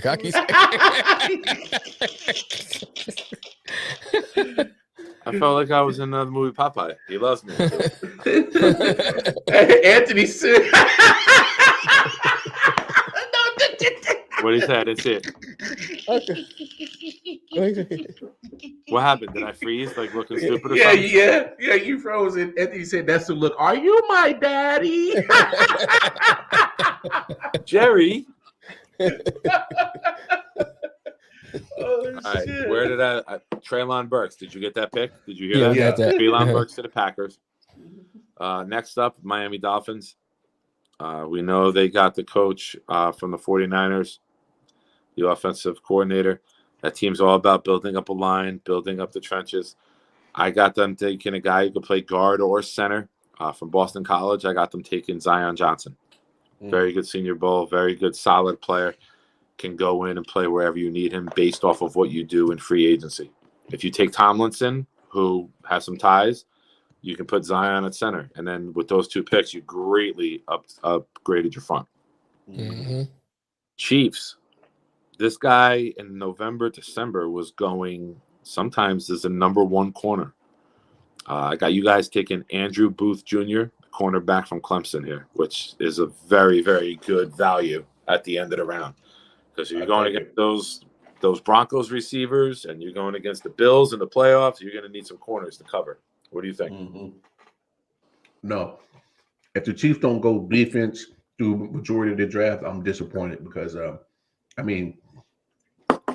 offense, I know offense was struggling a little bit this year, but I'm not worried about them getting on the gear.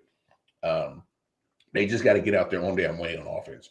It's the defense I'm worried about because now you're looking at Tyrann Mathieu probably not coming back. He's going to test free agency, so there's a possibility you lose him. So definitely got to upgrade your secondary. You got to get some pass rush. So got to do it. All right. Bengals. The Bengals are in a position where we know what they need, right? Yeah, they never been in this position in a long time. Jeez. Yeah. The last time they drafted in the late 20s was the beginning of the second round, back before like the Jaguars and Panthers and everybody joined the NFL. The 31st pick used to be like the second pick of the second round. Yeah. I got them taking Bernard Raymond. He's an offensive lineman. He's a tackle. I got them adding him. There's nobody center or guard worth taking here. And then finish out the first round. Mel? The Detroit Lions. We talked about, and this is the first time the Lions have ever picked 32nd. Addition by subtraction, baby. We talked about a player from North Carolina earlier who's a quarterback, and I got them doing the same thing here. With having this pick and then having the second pick at 34 in the second round, I got them taking Sam Howell. I got them taking the quarterback from North Carolina. Somebody that you can plug in, maybe sit behind Goff for the first year. Oh, that's it. That is Big Nick's, the big homies. that's a surprise pick right there. Well, I've heard that. I heard that being floated around because I think Dan Campbell liked what he saw when he seen him at the Senior Bowl and stuff like that. Exactly. You know, Sam, he was not consistent enough for me. I know he lost some weapons in in college last year and everything. He lost a little bit of his Yeah, weapons. so I mean, I know you have to give him that, but He I don't know. lost 2 receivers and he lost 2 running backs in Carter and Williams. So Right. from the year before, he lost 4 of his top playmakers. Right. Yeah. Now he does have some nice footwork, he got the arm strength. I don't know about his accuracy is how great it is. I'm looking more at his decision making sometimes. Can't be worse than Goff's. Well, I mean, Goff is not a long term decision. Goff not a long term fix anyway. He's a placeholder. Agreed. We know that. For me, I just think they better off building the rest of their positions and then look for quarterback. Either you get some steal in the late rounds or just look for quarterback next year. That's just me personally. Yeah. The fourth quarterback isn't bad to get. I get completely what you're saying. One of the things that I could see the Lions doing is trading at a 2. And we talked about it earlier. I think the fascination and the quality of the quarterbacks coming out next year, you trade at a 2. Hey, give me a 1 next year. I don't want this 1 now. I'd rather have it next year. Where if the Lions are a top 10 draft pick next year and they got 2 1s, they can make that jump and go up. Right. So it's going to be very interesting to see how teams manage the draft, because the overall grades of this draft, there's not many blue chip picks. There's not a blue chip quarterback. So do you bump out and build up for 2023 where it's a star-studded draft? Or do you roll the dice, which kind of shows desperation? Like for coaches, someone like Campbell, number 2 pick this year. I know it was only his first year, but if you're the number 2 pick this year and you're the number 2 or 3 pick next year, they might cut ties too early. So do you reek of desperation and do you reach for somebody that you don't believe in? Or do you have job security where you can look to the year forward and say, hey, go to ownership. This is our plan. We know next year is much more powerful players coming out. Are you okay with us trading back, building the roster, and having more ammunition in 2023 to go get a franchise-changing player? Well, so far, what I hear around Detroit and everything is that they have confidence in Brad Holmes and Dan Campbell. So I think if they trade back and build picks, I think they'll be okay. That's what I think they should do anyway. Get more picks, because they're not, like you said, no blue chip players. There's some good players, but not blue chip players. Yes. And when you're picking 2, you need a franchise. Von Miller was picked at 2. Calvin Johnson was picked at 2. Right. You need guys who are elite Hall of Fame type of players at 2. Right. I don't know if you have that this year. Right. So outside of maybe somebody wants to come up and get Hamilton. Maybe somebody falls in love with a pass rusher. Right. So the Lions, if the Jaguars keep that pick, the Lions control the draft, right? So they could be in a good position, but it's a bad year to be bad.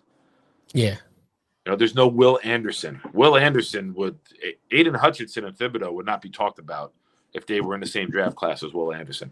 It would be, the Jaguars would have a no-brainer at 1. They would take Will Anderson. Right. So we got free agency starting on Monday. The legal tampering period starts, I think, at noon. So when we're on the air Monday at 4, we should have some answers already. We should see who's signing where, who's agreeing to terms where.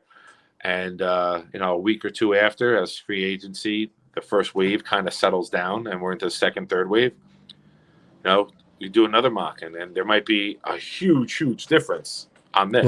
Right. I love this shit. I love this time of year. There's so many possibilities. It's the most wonderful time of the year. It is. You got free agency, NFL still making bails. NBA starting to get to the nitty gritty. They got jockeying for position for playoff position. Now we got baseball. Look like it's about to come back. So you about to see a lot of movement with free agency. March Madness. March Madness. Talk about March Madness. Right. Talk about it. No, do look out for it. We'll probably get something set up for March Madness with I.O.W. Right. But pay attention to that. But look, yes, let's talk about that. For all the viewers, we discussed it last night after we went off the air. Let us know your feedback. One of us will put up. Lamar can't for like another week, but either me or Mel will put something up in the group. Let us know your interest.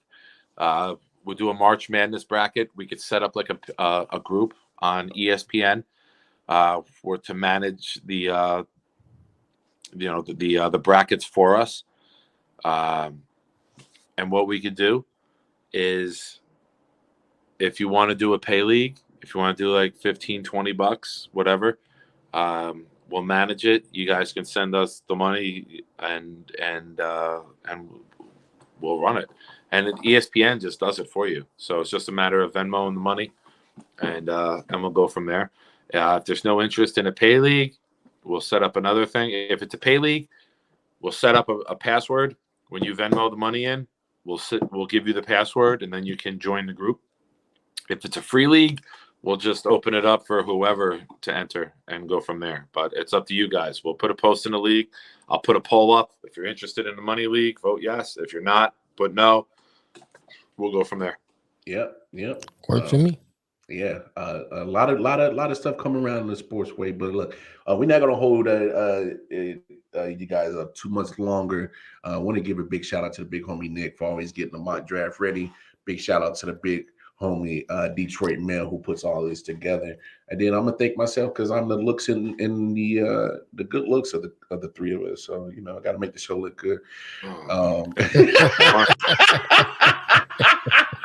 I do what you gotta do. For those who watched last night, I have the fart face is the same as Mars. He's the looks. I went like this. Hey, but hold on. Hey, your fart face is almost the "Am I your daddy?" look. So it's almost one of the same shit, right? It's that come to Jesus moment. Is this air, or is there more with it? Are you my dad, or is it another guy? But no, we appreciate the love and support. Everybody that jumped in here, of course, like always. Right. Matt's always in here. Appreciate you, Anthony Matt. in here. Anthony, Jason, Mel was here earlier. Did Matt Giants picks? Matt, what did you think, brother? You can text me after the show goes off if it doesn't get on air. But I know you're nervous about the Giants picks. The Giants need a lot of help, but it don't matter. So sorry, man. You know the deal. They need the Maras and the Tishas to pass away. Damn. So technically, they're almost in the same boat as the Cowboys that they are, bro. You trying to kill the whole conference off? But the problem is, it's a generational team, so the kids will step up and then still suck. Yeah, like the Fords. Yes. Oh man. Like the Lakers with the buses. Right. Getting a Ford is the same as hiring a coach or a GM up there. It ain't lasting 2 to 3 years. That's true. You need to sell to like Toyota or Honda. That should be good for like 25. Yeah, we need Yakamoto to own the Lions. Nice. But no, man, great show today, fellas. That is episode 136 in the book. I will be on tonight. I'm not passing out, Matt. I am like that, bro. I am. I'm going out hard in a little bit. Yeah, don't do me like that, man. I'll be up for I.O.W. Sports Late Night Al edition. But look, y'all come back now. You're here Monday for episode 137. I.O.W. Sports. Peace out, everybody. Thanks for watching. All right, fellas. Later, buddy.